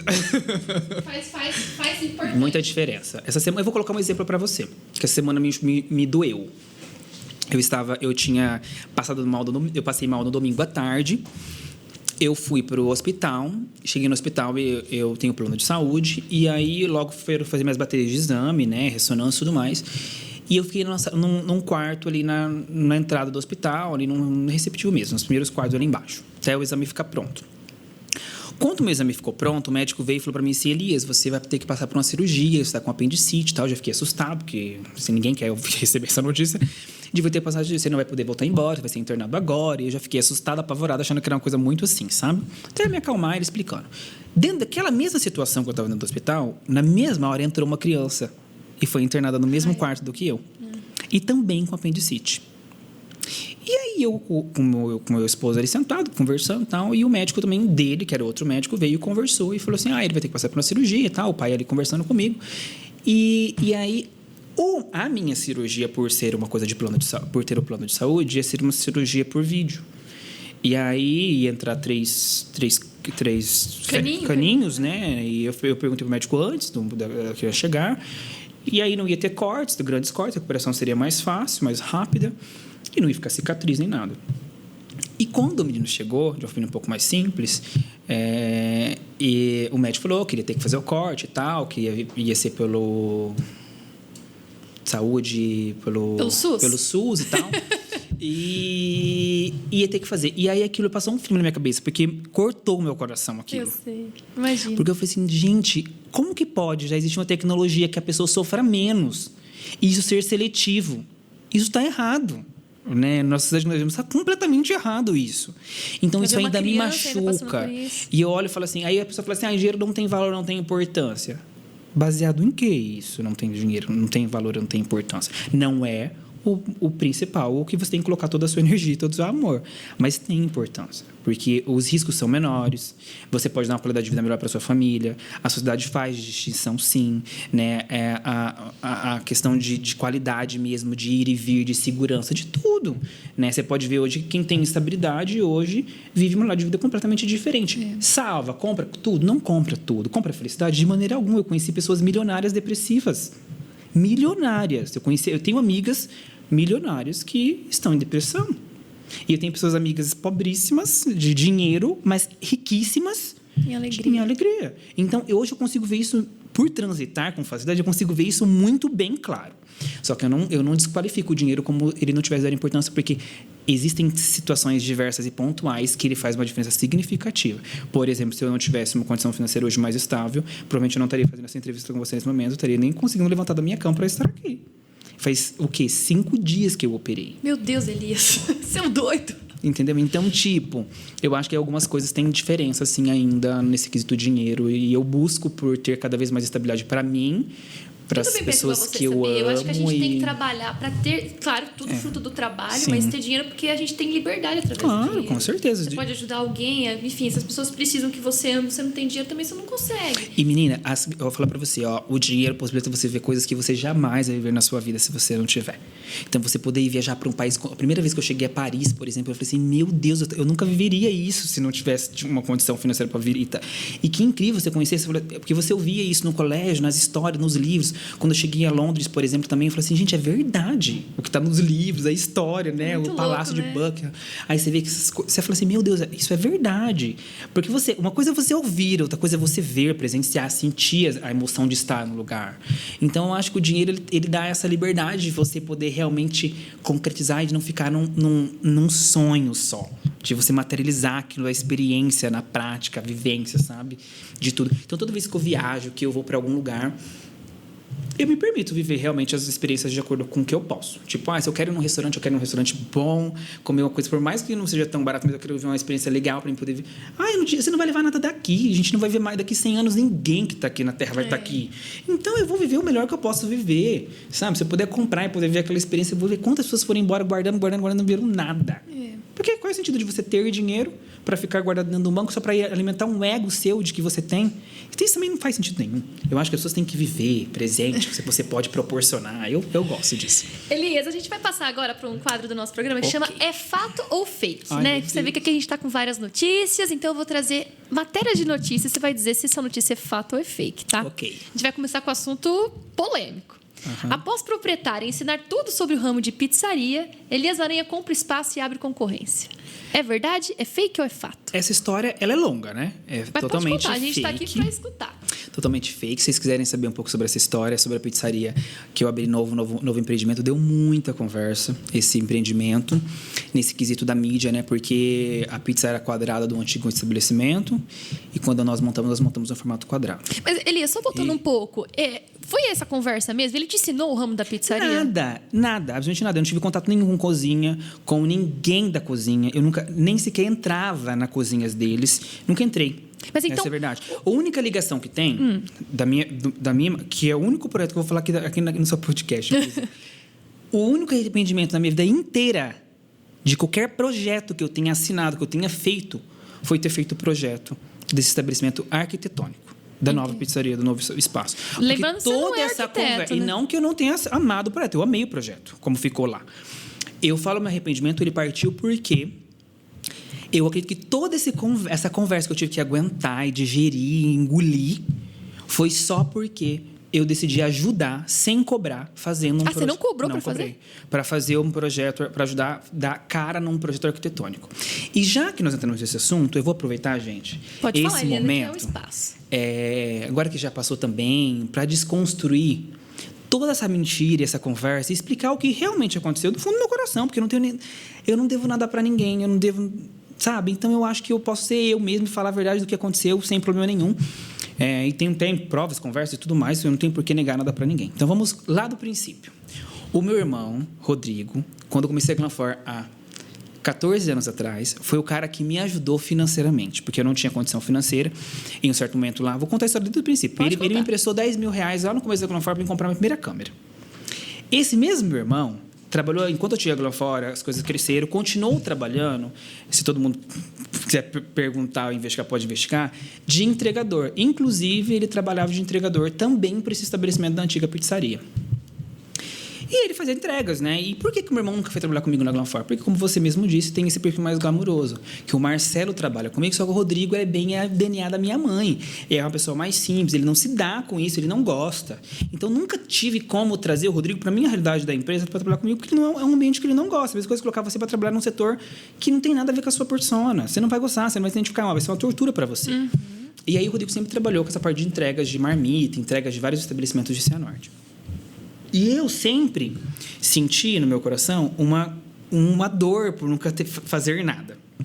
E aí, alguns anos atrás, não é de agora, esse projeto porque acho que nada do dia para a noite, né? Eu sempre falei assim, algum dia que você quiser fazer alguma coisa, me fala que a gente vai fazer alguma coisa juntos. Tinha isso meio que falado. assim, sabe? E nós tínhamos procurado alguns pontos, já fomos e tinha ido uma época em alguns lugares e tal. E nesse mesmo intervalo, meu namorado Eduardo estava morando em Florianópolis, assessorando dois desembargadores lá. E já estava com plano de voltar embora para me ajudar num projeto aqui, a gente começar uma coisa nova, me ajudar, me dar uma força e tal. E aí foi o que aconteceu. Num dia eu estava passando na rua, encontrei uma das pessoas da antiga pizzaria, e ele disse, nós estamos saindo daqui, estamos indo para um novo espaço, você podia dar umas dicas para nós desse novo espaço de arquitetura e tal. Eu falei, a dica eu posso dar, tranquilo e tal. E você não quer ficar com esse ponto? Eu falei, se for ficar com o ponto, beleza, eu tenho interesse sim de ficar com esse ponto, né? Enfim, eu acho o ponto maravilhoso, o lugar é maravilhoso. E passa-me os valores, o que você quer fazer. A pessoa fez um descritivo do que ia ficar. Que era, para ser bem claro, tipo, placa solar, uma pia da cozinha, um móvel, algumas cadeiras, que ele não ia levar para o novo espaço. Eu falei, passa o valor. Ele passou o valor. Eu fiz, eu vou comprar de você. Ok. Fui na imobiliária, antes de tudo isso, obviamente. Realoquei o novo ponto. Então, conversei com o proprietário do imóvel, que era outra pessoa. Realoquei, deixei tudo isso certo. Comprei as partes do que tinha ficado do outro estabelecimento e guardei. E falei, pessoal, não tenho pressa. Porque eu estava startando outros 2 projetos, que era Armeias e Bar. Então, eu falei assim, eu estou comprando isso agora. Quando você for sair, faltando algumas semanas, você me fala que daí que eu vou começar a pensar no projeto, enquanto eu vou estender o meu outro projeto. Nisso, eles já tinham me chamado para poder fazer a parte de arquitetura do outro prédio, que era onde é a cachaçaria. Só que eu realmente não tinha interesse de fazer, porque não é a minha área, eu não sou arquiteto. Eu trabalho com moda, embora a arquitetura é uma coisa que está no meu DNA. Eu amo arquitetura. Tava falando que teu Pinterest só tem... Se você for no meu Pinterest, só tem coisa de arquitetura. Eu entendo, não é porque é uma coisa que está no meu DNA. Eu gosto de arquitetura, eu pesquiso isso. Se você for na minha nuvem de pesquisa, é tudo coisa de arquitetura, porque eu gosto de ver. Se você for numa inbox com meu namorado, minhas conversas... É só coisa de arquitetura, porque é o que eu gosto. Né? E tem muita ligação com a moda, com as cores, com paleta, com lançamento, com casa-cor, enfim. E aí, nessa conversa toda, eu peguei... A gente tinha negociado já o ponto, tinha sido dito que eu ia trabalhar com algumas coisas. Até então, não estava 100% certo o que eu ia trabalhar ia trabalhar naquele ponto, não estava 100% certo. Eu só tinha falado assim, eu pretendo trabalhar uma coisa um pouco numa proposta mais barzinho, numa proposta um pouco mais que tenha drink, que tenha cerveja, que tem isso no meu negócio. Pretendo trabalhar com massas, pretendo trabalhar com porçãozinha. Enfim, ficou nisso, que realmente a gente não tinha definido 100%. Nisso, o Eduardo já tinha voltou embora, né, para Cianorte. O Rodrigo, meu irmão, eu chamei o meu irmão, falei assim, Rodrigo, eu vou começar esse projeto novo gastronômico, agora é a hora de você estar comigo. Se você quiser trabalhar comigo, agora é a hora. E beleza, e continue. E aí, numa das conversas, eu fui no outro espaço que estava sendo feito. E realmente, eu não vou mentir, eu não gostei do que estava sendo feito. Não gostei. Falei assim, e eu sou muito transparente. Se a pessoa qualquer pessoa chegar e me perguntar, Elisa, isso, aquilo, eu vou falar. Eu só não vou falar hoje se você não me perguntar. Mas se você me perguntar, Elisa, você gostou do meu cabelo? Se eu gostei, eu vou falar. Se você não gostei, eu vou falar. Se você me perguntar, você gostou dessa... Se você me perguntou, eu vou te dar minha resposta verdadeira. Doia ou não, eu vou te falar. E, gente, as pessoas me perguntam, no estabelecimento que estava sendo mexido, e eu falei assim, olha, não acho que vai ser funcional. Aqui vai ter uma rampa, não vai ser legal. O seu público é um público mais velho. Eu não gosto da cor. Eu acho que está muito carregado. Todas as paredes nesse mesmo tom, o teto nesse mesmo tom. Acho que isso não vai funcionar. E eles me pediram, nos ajuda. Só que eu não aceitei de cara fazer o outro projeto, porque eu falei assim, não, porque hoje eu já sou conhecida, eu evito um pouco de burburinho. Por isso que eu falo que houve esse meu arrependimento de ter me envolvido. Porque eu não queria burburinho nenhum no meu nome, em nenhum aspecto. Hoje eu fujo um pouco disso. E acabei que eu dei mais burburinho do que se eu não tivesse feito. Aí eu peguei e falei assim, eu não quero me envolver por causa disso. Aí ele disse, nossa, mas você está falando que não vai ficar legal, ajuda, tá. Aí eu tive uma ideia. Eu liguei para minha amiga arquiteta Tami e falei assim, Tami, por telefone, teve essa oportunidade de fazer isso, e eu gosto disso. Eu faria isso por amor, não vou cobrar nenhum real para fazer isso. Vou fazer porque é uma coisa que eu gosto, vai ser um hobby. Vou brincar de fazer isso. Só que eu não vou fazer sozinho, porque senão se eu fizer e eu postar, o que vai acontecer? A galera vai começar. Não, a galera vai falar assim, a galera da arquitetura vai começar. Nossa, o Elias é louco, tá começando a fazer exercício legal da profissão, que agora tá querendo se meter na parte de arquitetura, e começa todo aquele converseiro. E eu não queria esse converseiro. Aí eu falei que não, aí por fim, quando eu falei com a Tami, e a Tami disse, não, Elias, se você gosta, né, a gente tem essa ligação, ela tinha feito a Glanfor também, junto comigo e tal, vamos fazer, beleza. A Tami cobrou o valor dela, passou o valor da Tami para eles pagarem, e eu fui ajudar a fazer, e eu fui trazendo as ideias junto com ela, fiz uma apresentação lá na Glanfor, E aí foi mostrando como que ia ficar, eles aceitaram, foi super... E eu fiquei o tempo todo indo. Você não ganhou nada pra fazer nada, isso? Nem um real. E eu ia o tempo todo. Tipo assim, por exemplo, a luz agora tem essa altura. Eu parava meu trabalho na Glanflor e ela definia a altura da luz. Essa cor não vai ficar legal. Vamos colocar a parede assim. Eu encontrei uma promoção num vaso azul assim. Você quer pegar que vai o mesmo tom? Vamos fazer o teto assim? Vamos fazer isso aqui? O tecido pode ser esse. O tempo inteiro com o maior amor. Amiga, eu fiz aquele lugar como o maior amor, como tivesse sendo feito. Juro por Deus que está iluminando essa luz do estúdio. Como fosse feito para mim. Pra você ter noção, eles acharam caro um revestimento de parede, eu fui lá com o cara do gesso. Você pode colocar para no gesso. Assim, vamos fazer com a mão essas bolinhas de gesso para poder remeter a parede de pedra. Eu fui fazendo com a minha mão. E falei assim, e o cara chegou lá, o gesseiro, e continuou fazendo. Então eu fiz assim como estivesse sendo para mim, com o maior carinho do mundo. E não me arrependo de ter feito, porque em todos os projetos que eu me coloco à disposição de entrar, ou eu entrego a minha melhor versão, ou eu prefiro não entrar. Tanto é que qualquer pessoa que for lá hoje, foi somente eu? Não. O arquiteto que eu estava fazendo antes, que eu não esqueci o nome dele, ele fez a parte de projeção dos bancos, dos locais de mesa que ia ficar, antes de nós entrarmos no projeto. Então, isso permaneceu no projeto. O que o ETA me fez? Nós trouxemos o visual. O que ia mudar de cores, as paredes, como que iam ser mexidas, os movimentos de tecido, o decorativo mesmo, para dar cara para o espaço. Mas, Elias, deixa eu te perguntar. Você quer terminar? Quero terminar. Então termina, porque essa história é polêmica e eu quero explicar tudo para matar tudo por fim. Acabou isso daqui. Acabou todo esse negócio. Já tinha sido pago o prédio antigo. Já sabiam que eu ia trabalhar com pizza e já sabiam que eu ia trabalhar com outros negócios, que já tinha sido cogitado isso também, conversado. E a questão da arquitetura, também já estava finalizando um projeto ali, naquele dia. A situação do converseiro começa nesse exato momento. Num dia eu fui lá, na outra pizzaria, logo nos dias da inauguração, ali perto do dia da inauguração, e uma pessoa da equipe falou uma coisa no duplo sentido para mim. E eu fiquei incomodado com aquele negócio do duplo sentido que a pessoa falou para mim. E eu já tinha consciência também, por trabalhar com o mesmo segmento, talvez pudesse dar algum burburinho. Eu liguei, na realidade, para os proprietários de lá e falei assim, eu quero conversar com vocês pessoalmente. Fui até lá, fiquei 1 hora conversando com eles, sentado bem tranquilamente, que são pessoas que eu respeito muito. E falei assim, olha, vamos colocar tudo pingo no i para não dar conversa, porque eu não quero nenhum tipo de blá, blá, blá, nem de converseiro nesse segmento, e nada do tipo. E realmente eu não queria mesmo. Vou trabalhar com isso, aquilo. Falei todas as coisas que eu ia trabalhar e como iria funcionar. Mesmo sem ter obrigação de fazer isso. Porque a partir do momento que você aloca um local, que você vai construir um negócio, que a pessoa te vendeu um estabelecimento, você faz aquele espaço que você quiser. Mas eu, mesmo como eu não queria conversa, que eu já sabia que podia dar, eu preferi conversar. A única coisa que eu não falei, e que eu não omito que eu não falei, porque não foi nem eu que escolhi isso, foi o meu irmão Rodrigo, é que a pizza seria quadrada. A treta começa por causa do formato. Entendeu? Então, eu não falei, porque realmente eu acho isso...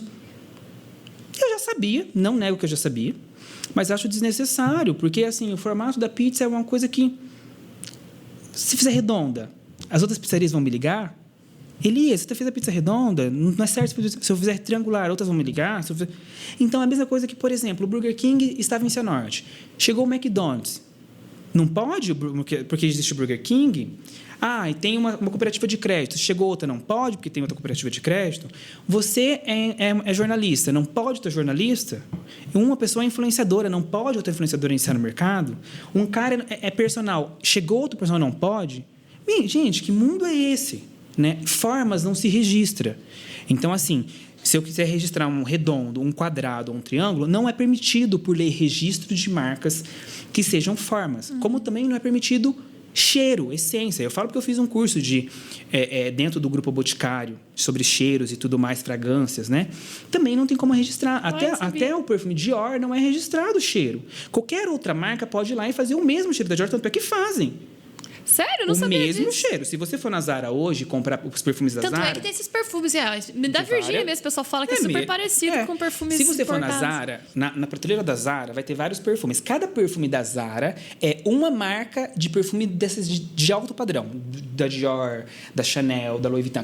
Só não tem o nome Chanel ou Dior, Louis Vuitton ou qualquer marca. Mas a fragrância, o cheiro é o mesmo. Olha, entendeu? Não sabia Porque disso. não se registra isso. Você não pode usar a marca. O cheiro você não pode. O cheiro você pode usar.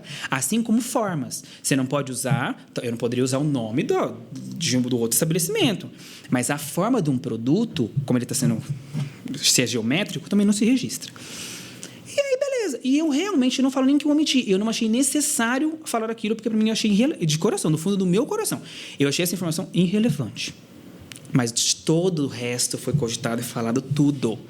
Quando eu postei, aí teve um dia, vou contar bem rasgado isso, a pessoa foi no estabelecimento e viu as caixas lá, porque a pessoa frequentava o estabelecimento tranquilamente.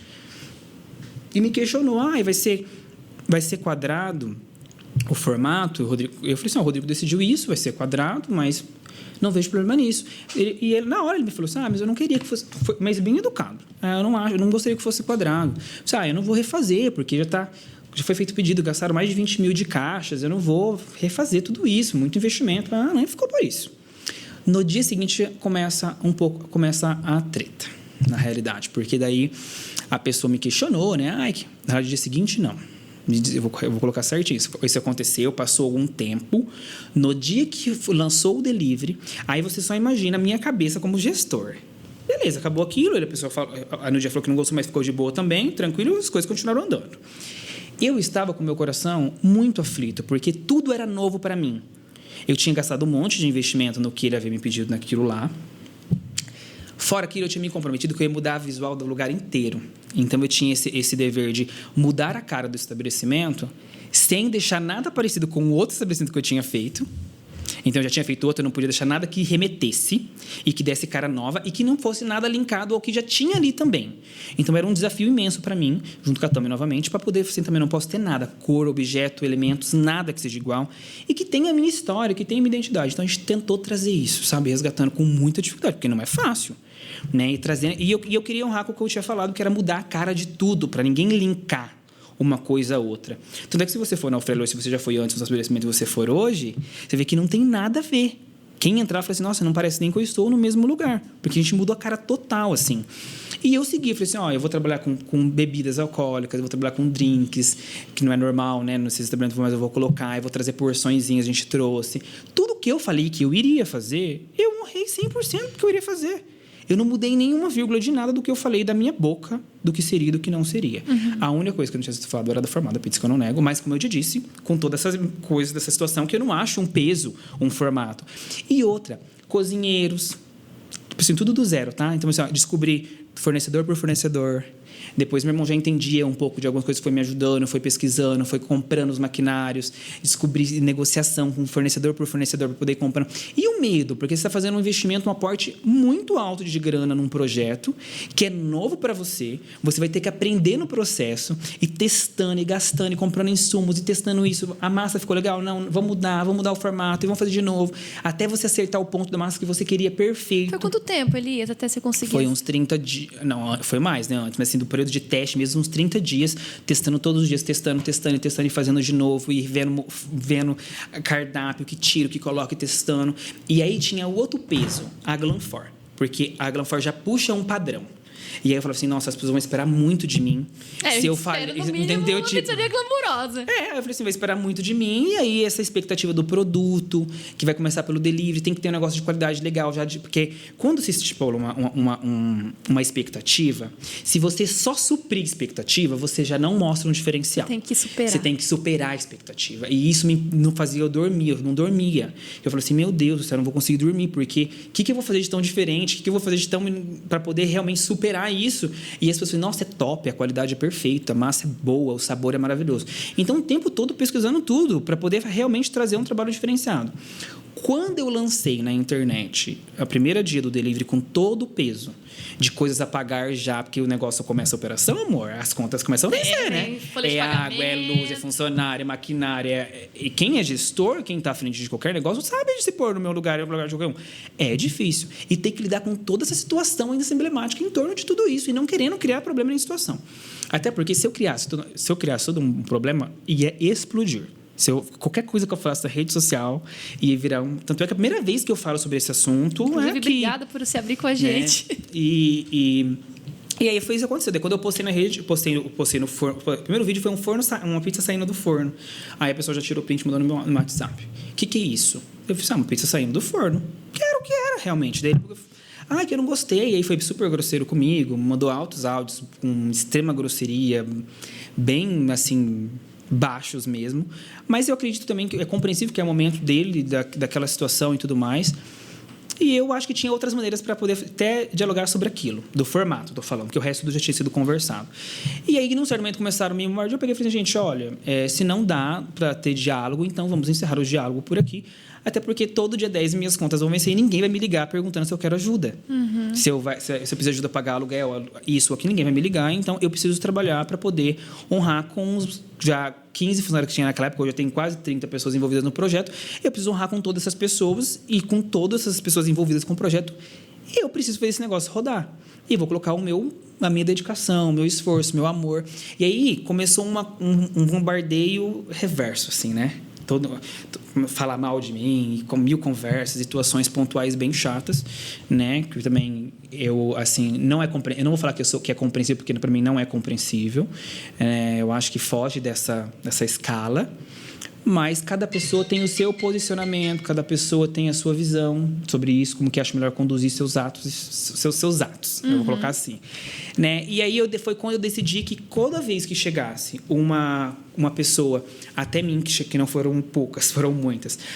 Falaram isso de você. Falaram que você passou isso, que você passou as pernas, que você não falou. E falavam coisas bem pesadas para mim, assim, sabe? Que me magoava, que eu sou ser humano como todo mundo, empreendendo e tentando mais uma vez fazer mais um sonho. Nem era por mim, era pelo meu irmão naquela situação, junto com meu namorado e outras pessoas que estavam envolvidas ali, dar certo. Mas eu decidi que eu não ia rebater. Assim, muitas situações eu fiquei pensando, se eu for para a rede social, se eu postar isso, vai virar um burburinho, vai ser até bom para o meu negócio, que vai começar uma maior conversa sobre isso, todo mundo vai conhecer a pizzaria no mesmo momento, porque todo mundo vai saber que Cianorte adora um burburinho, um converseiro. Mas eu não queria que o meu projeto, que estava sendo feito com tanto amor para homenagear o meu avô, o meu pai... Senhor Ofrélio é seu avô? O meu avô chamava Onofre e o meu pai chama Hélio, daí ficou Senhor Ofrélio. E aí era um projeto para ajudar um meu irmão que tinha me ajudado ali no começo da minha carreira. Eu não queria que tudo aquilo que eu tinha colocado, tanto amor meu, fosse crescer no meio de um terreno hostil, de barraco, de sentimento ruim, porque eu tinha feito aquilo com muito amor. Tanto lá, no outro projeto que eu tinha me envolvido, de projetar o que eu achava que ficaria incrível para lá, que eu não tenho medo de concorrência. Eu acho que tem espaço para todo mundo. Amiga, nós temos 80 mil habitantes em Cianorte. Se eu atender 200 pessoas na minha pizzaria, não é nenhum por cento. Você está entendendo? Então, assim... Não tem o porquê de eu ficar incomodado com outro estabelecimento. Eu quero que todo mundo dê certo. Pode abrir mais 10 pizzarias que ainda assim tem espaço para isso. Não tem porquê as pessoas ficarem criando essa rivalidade. Eu acho que criar novas coisas é fazer a nossa cidade crescer, a cidade prosperar. Você dá a oportunidade de crescimento para novos profissionais crescerem junto com você.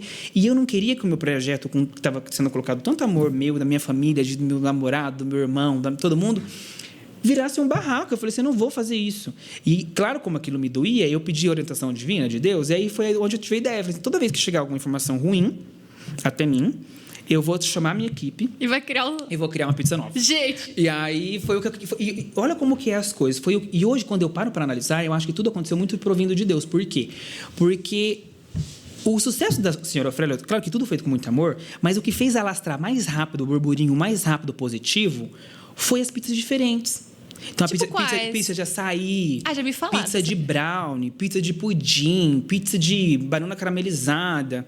Então, essas pizzas diferentes deu todo um burburinho positivo, assim. E elas só foram feitas porque eu estava sendo atacado. Então, cada vez que a gente for lá tiver um sabor novo, aconteceu alguma coisa. Agora ali. Não, agora já virou o DNA da casa. Mas no início, eu comecei a fazer o diferente para me rebater, para me tirar de mim o ódio. Então, toda a raiva, toda a mágoa, todo rancor que eu escutava das coisas que chegavam até mim, eu falava assim, eu não vou rebater. Mas como eu vou fazer para digerir isso? Daí eu criava um produto novo, transformava aquele ódio em amor no produto e em querer fazer as coisas com essência, não para diminuir o trabalho de ninguém, mas para focar no meu. O que eu posso fazer para ser melhor, o que eu posso fazer para ser diferente, o que eu posso fazer para trazer o diferencial, o que eu posso fazer para encantar o meu cliente. Então, eu coloquei a energia ruim numa coisa boa, que era o meu projeto, eu ressignifiquei aquilo, sabe? E, inclusive, eu quero aproveitar esse momento aqui, falar. Só para concluir, já que nós entramos nesse assunto que é um pouquinho... Não, pode. Né, que deu uma conversa aqui na cidade. Eu não tenho nada contra nenhum estabelecimento, inclusive esse estabelecimento direto, nada contra os proprietários. Muito pelo contrário. Eu estive próximo aos dois por pouco tempo, que a minha única ligação foi na hora de fazer essa parte do visual do espaço deles, junto com a Tami. Mas são pessoas que eu admiro muito. São 10 anos que eles têm de pizzaria de história. Eu conheço, porque ele me contou a história dele. Então, ele vem de uma outra realidade, ele trabalhava em outro local. Então, ele sofreu ali o que é o início de um projeto novo. Ele sofreu a dedicação dia a dia dentro desse ano. Eles, né? A família no geral. Então, são pessoas de muito valor, sabe? De muita dedicação, de muito carinho pelo que eles fazem. O produto de extrema qualidade também, né? Pelo que todo mundo sempre... Eu sempre consumi o produto deles, como continuo consumindo, por exemplo, da Fratelli, uma pizzaria que eu adoro. Adoro o trabalho, entendeu? Então, eu acho que, eu acho que tem espaço para todo mundo, sabe? Então, são pessoas que eu admiro. Embora, hoje, eu não vou negar que exista esse ambiente de rivalidade, de essa situação chata que desgastou, que virou um burburinho na cidade, que o Elias fez aquilo, que muitas vezes partiu do outro lado.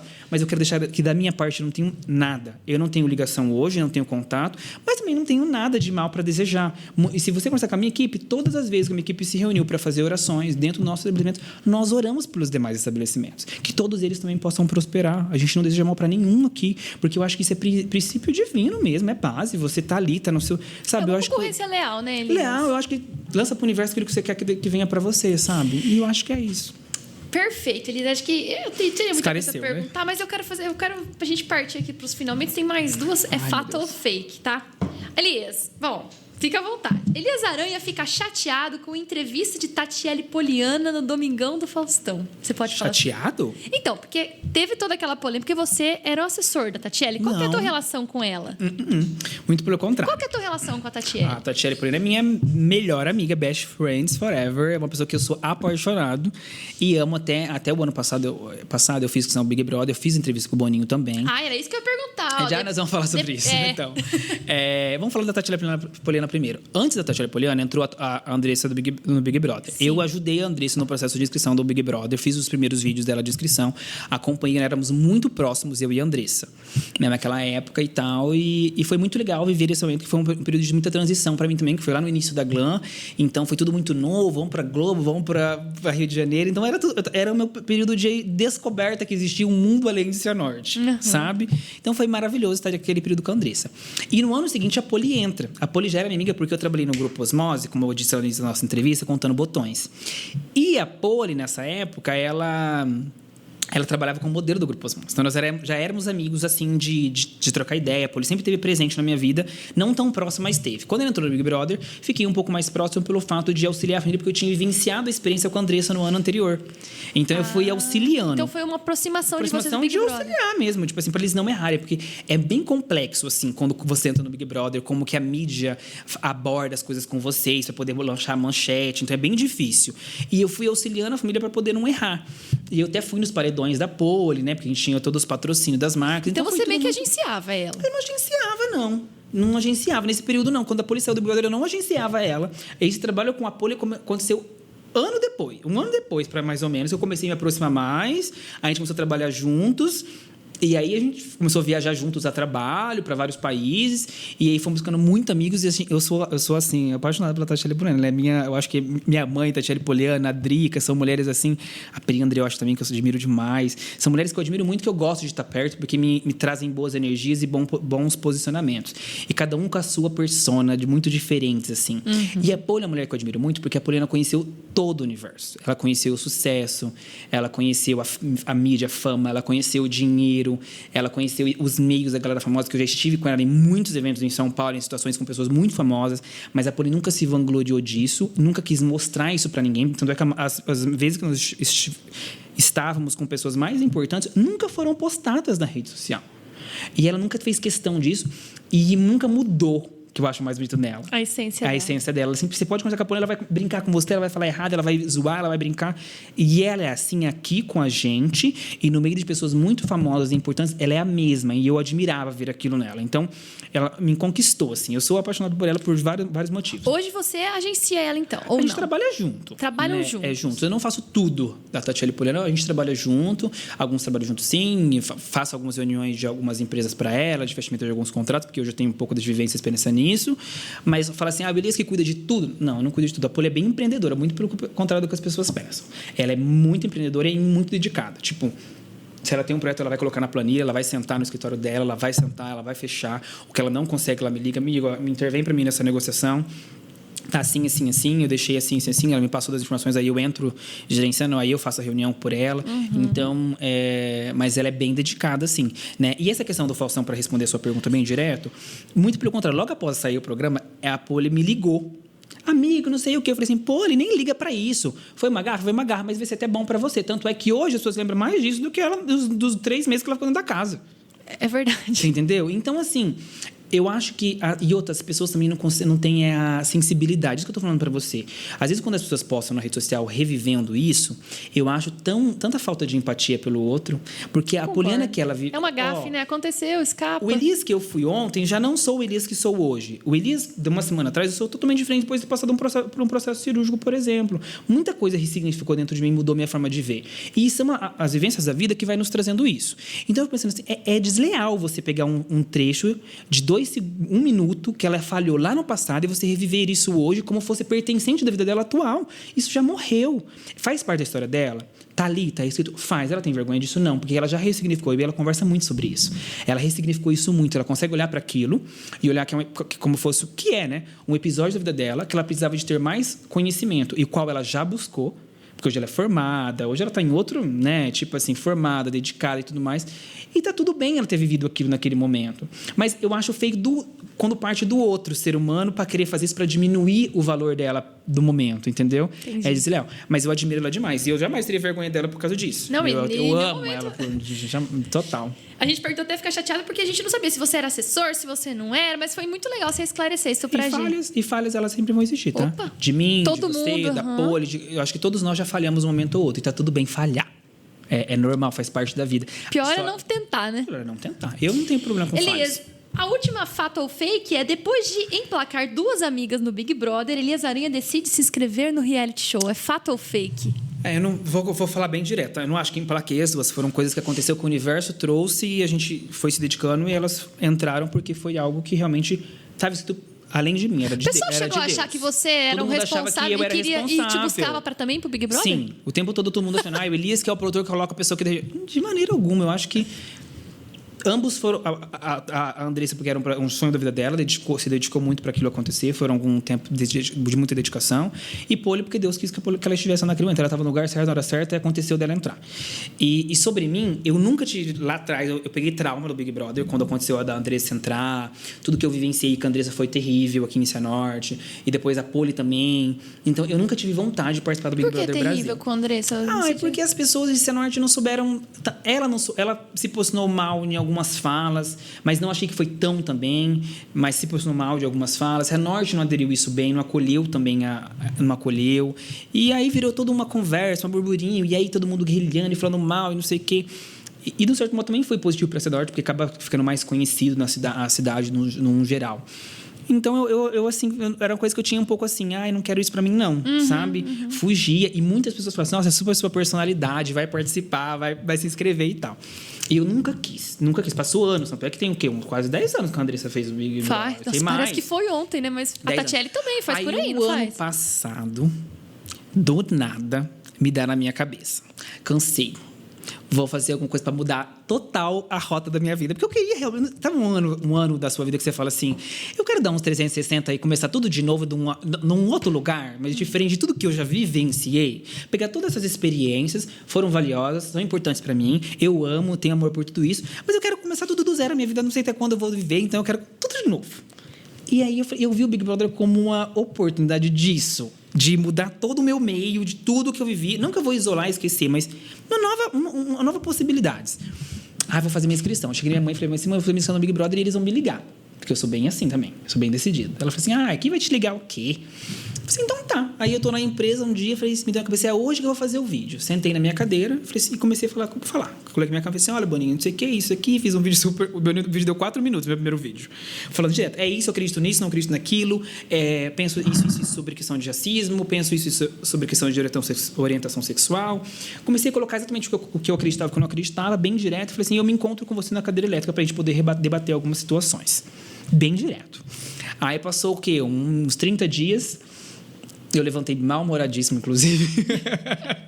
Levantei de manhã estressado, um monte de coisa pra fazer. Meu telefone toca e eu atendo o telefone desse jeito. Juro pra você. Ai, meu Deus, não fala que é o Boninho. Alô? bem grosso. Assim, não grosso, mas seco, sabe? Tipo assim, não tô nem querendo ouvir 8 e pouco da manhã, num sábado. Aí a pessoa fala pra mim assim, oi, Elias, tudo bem? Aqui é da Rede Globo, da equipe do Big Brother Brasil. E eu falei assim, deve ser golpe, né? Pensei, mas eu falei assim, pode falar. Aí, nisso, eu olhei. Aí, quando eu falei, pode falar, eu olhei no número. Daí era o número, né? 021, acho que era, eu não lembro direito. 021, acho que era. Eu falei, é deles mesmo. Daí ele falou assim, você não quer mais participar do BBB e tal? Porque você fez isso, só que você não tá respondendo no nosso e-mail. Eu falei assim, eu tenho vontade, sim, de participar, né? Vamos participar. Ele falou assim, então, posso marcar sua entrevista com a psicóloga para tal horário, tal dia? Acho que um dia depois, não lembro direito. E aí, marcou minha entrevista. Online primeiro, né? Aí eu fiz a entrevista online, aí eles me bombardearam 1 hora bombardeando. Pergunta o quê, Elias? Tudo que você sonhar, mais um pouco. Tudo que você colocou naquele formulário lá e nas coisas que você falou, e eles são muito bons. Então eles vão e voltam, e vão e voltam. E se você se perder, tchau, obrigado. E eu fui muito bem na entrevista online, porque eu sou bem desenrolado. Eu não tenho problema de falar sobre nenhum assunto. Eu hoje estou numa fase da minha vida assim, muito madura. Então, vamos falar sobre qualquer coisa, estou 100% seguro. E aí falei, passei para a próxima fase, me ligaram de novo, e aí eu fui indo e fui para a fase do presencial com o Boninho. Essa fase foi tensa. Cara, chegar lá frente a frente com o Boninho, você tá doido. Aí eu peguei trauma, tá? É? É traumatizante. Nunca falei sobre isso também, nem na minha rede social. Por que, Elias, que é traumatizante? Porque eu acho que você não tem como falar que não mexe com você. Porque mexe com você, você cria as suas expectativas e você vai para um processo seletivo onde pode dar tudo certo ou tudo errado. Tá tudo bem. Só que você cria uma expectativa sobre você. É comum isso, é normal, né? E quando eu cheguei, por exemplo, na entrevista com eles, primeiro que o processo todo é bem louco, assim. Porque daí eu cheguei no processo da entrevista ali, e aí aquelas várias pessoas, sabe? Que faz junto com você o processo seletivo. Então já te choca, porque todo mundo tem bastante personalidade. Ai, meu Deus do céu. Você vê as outras pessoas lá? Nesse processo você vê 20 pessoas junto com você, na mesma turma. E depois tem os individuais, né? As gravações mesmo são individuais. E então, assim, e aí eu não suporto, era uma sala com pessoas muito diferentes. Eu falei assim, meu Deus, e o meu número era o 19º de 20. Então eu fiquei a tarde toda com a equipe toda. E aí eles bombardeando, e as interações, as gincanas, para poder testar você. E eu fui sendo super bem nessas gincanas, beleza, foi super legal. Eu decido no banheiro. Aí eu tô lá no banheiro, o Boninho entra no banheiro para do meu lado. Tá brincando? Eu queria cavar um buraco. Porque daí eu falei assim, gente, eu não sabia nem o que eu falava. Daí eu fiquei assim, Já é aquela mudo. sensação constrangedora. E eu tinha acabado de levar uma paulada de um dos produtores. Porque eu entrei no banheiro e eu sou tinhoso, né? E eu ficava fazendo contas lá na sala. Daí eu falava assim, nossa, se eles estão aqui hoje é terça-feira, talvez eles já tenham feito seletiva com tantas pessoas. Do Paraná, Santa Catarina e Rio Grande do Sul. Então, eu tô concorrendo com muitas pessoas. E eu ficava calculando isso. Eu sou bem técnico com essas coisas. E a hora que eu entrei no banheiro, que o produtor foi me acompanhando, um produtor que ele era com uma cara simpática. Eu peguei e falei assim, quantas pessoas, quantos dias vocês estão aqui? Ele falou assim, é a mesma coisa que um carro parasse na sua casa, te buscar, você não soubesse para onde você ia. Tem informação que você não precisa saber. Ele me cortou, produtor.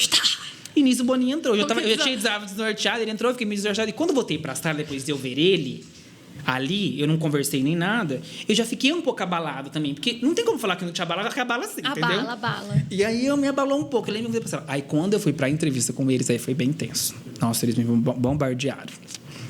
Porque eu fui um cara super desconstruído. A minha ideologia pro BBB era uma ideologia de 100% desconstrução. Então, assim, desde relacionamento, eu já tava indo assim, não, eu vou pra um relacionamento, mas eu vou pra um relacionamento mais aberto, eu quero ver experiências reais, não quero ficar me fechando num quadrado. Se eu gostar de alguém, realmente eu quero viver alguma coisa com a pessoa lá e não vou ficar fazendo... Isso já tá tudo muito claro, meu relacionamento. E foi muito assim. Porque eu realmente não queria nada que ficasse me amarrando para viver já que eu tinha conversado muito com o Du, e se fosse para viver essa experiência, com o consentimento dele também, era para eu viver ela 100%, ou eu preferia não viver. Então, tava algo muito bem ok para nós, no nosso relacionamento também, e na minha família também, que eu já tinha conversado com a minha família também sobre isso. Falei assim, se for para ir, eu vou, mas eu vou para ver tudo que eu quiser viver. Se for para vocês falar assim, não vai ficar com uma mulher, não vai ficar com um homem, ou não vai fazer isso, não vai dançar, não vai beber, eu nem vou. E se for pra mim sair de lá, tipo, fuzilado pela sociedade, e vocês não forem ficar comigo, já me falem agora que eu também não vou. Porque eu sei que essa chance, ela existe. De eu sair, sei lá, canceladíssima. Porque eu sou uma pessoa que eu Muito falo. corajoso. Eu não iria pro Big Brother Eu jamais. falo tudo que eu quero falar. Então, pode ser que uma hora eu vou falar uma coisa e o povo vai me cancelar. E se a minha filha não estiver comigo, vai me desestruturar. Agora, se a sociedade não tá concordando com quem eu sou, tá tudo bem, é só a sociedade. Agora, quando é pessoas que você é seu marido, sua mãe, seu pai, seu irmão, todo mundo, aí você fica mais mal, né? Aí, quando eu entrei na sala, por exemplo, pra falar com eles na entrevista, aí ele pegou bem pesado comigo, Boninho. Porque eles pegam pesado, eles não pegam leve, entendeu? Eles fuzilam você. E começaram a me fuzilar, para isso e aquilo, para. Aí, de repente, ele parou a entrevista e falou assim, olhou pra mim assim, você é vagabundo, né? E aquilo acabou com o meu emocional. Porque eu nunca me coloquei nessa posição, entendeu? Tipo, a hora que ele colocou, ele me assustou. Essa foi a realidade. Eu olhei e falei assim, vagabundo? Aí, porque eu sempre me vi como uma pessoa de muita dedicação, de valor, de fazer meu corre. Então, a pessoa vagabunda, pra mim, na minha condição, é uma pessoa que não quer nada com nada, que fica encostado nos outros, que não tem valor nenhum. E eu sou o oposto disso na minha visão, entendeu? E aí me chocou. Eu falei assim, vagabundo? Aí eu peguei e falei assim, não, eu não sou. Dele, quando eu falei que eu não era, eu errei nessa hora, eu acho. Porque eu tinha sido mais direto. Em que sentido que você acha que é ser vagabundo ou não pra você? Porque para mim é esse conceito. Para você estar intitulando em que termo, em que meio. E eu na hora me chocou tanta fala que eu já criei um bloqueio imediato com ele. Aí eu falei assim, não, dele, porque eu falei assim, você não é a pessoa que vai aberta? Que ficaria com uma pessoa ou com outra? Ou que não sei, que daí ele jogou essa, entendeu? Eu falei assim, sim, iria. Se você acha que isso é vagabundo, então tudo bem, então eu sou vagabundo, porque não tem importância nenhuma isso realmente. Aí nisso, mas antes de eu responder isso, ele falou assim, você não acha?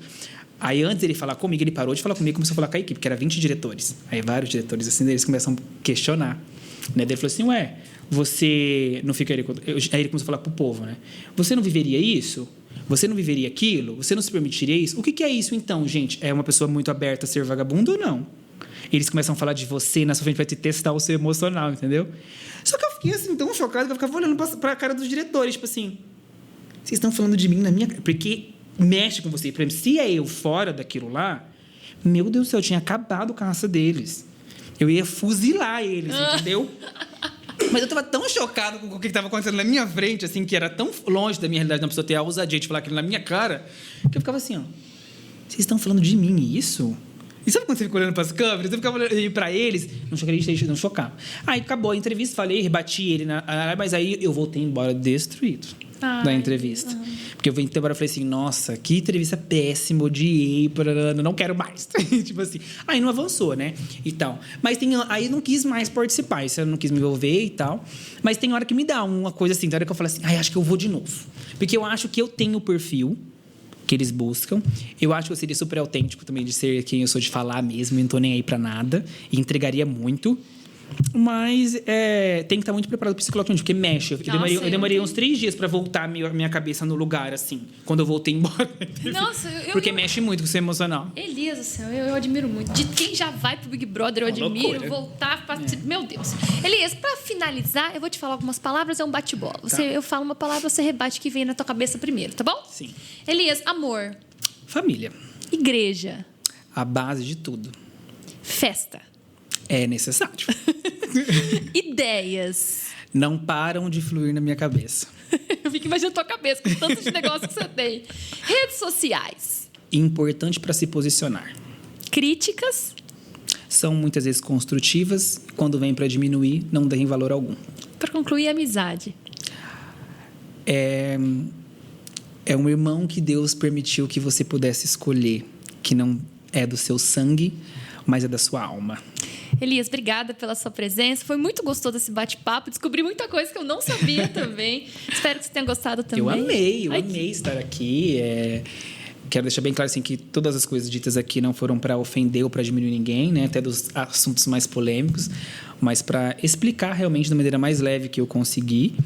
e que as pessoas tenham essa sabedoria de saber, e esse discernimento de saber fazer essa distinção de cada situação, de cada coisa, e que tudo que aconteceu na minha vida, na vida de qualquer outra pessoa, sempre seja para acrescentar, para nos acrescentar como seres humanos, para nos trazer sabedoria, que a gente possa cada vez estar evoluindo para um lugar de mais amor e de mais respeito. Acho que Obrigada, isso. Elias. Obrigado. Esse foi o Lado C de hoje. Se você ainda não curte nosso canal, curte aí, curte o canal, coloca ali o sininho para você estar acompanhando sempre as atualizações e acompanha a TV Camon e o programa Lado C.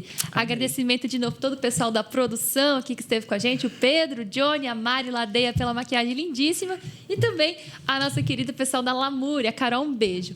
Para você que acompanhou até agora, até a próxima, Elias. Até a próxima. Amei estar aqui também. Espero voltar mais vezes. Pode, viu? Esperamos que sim.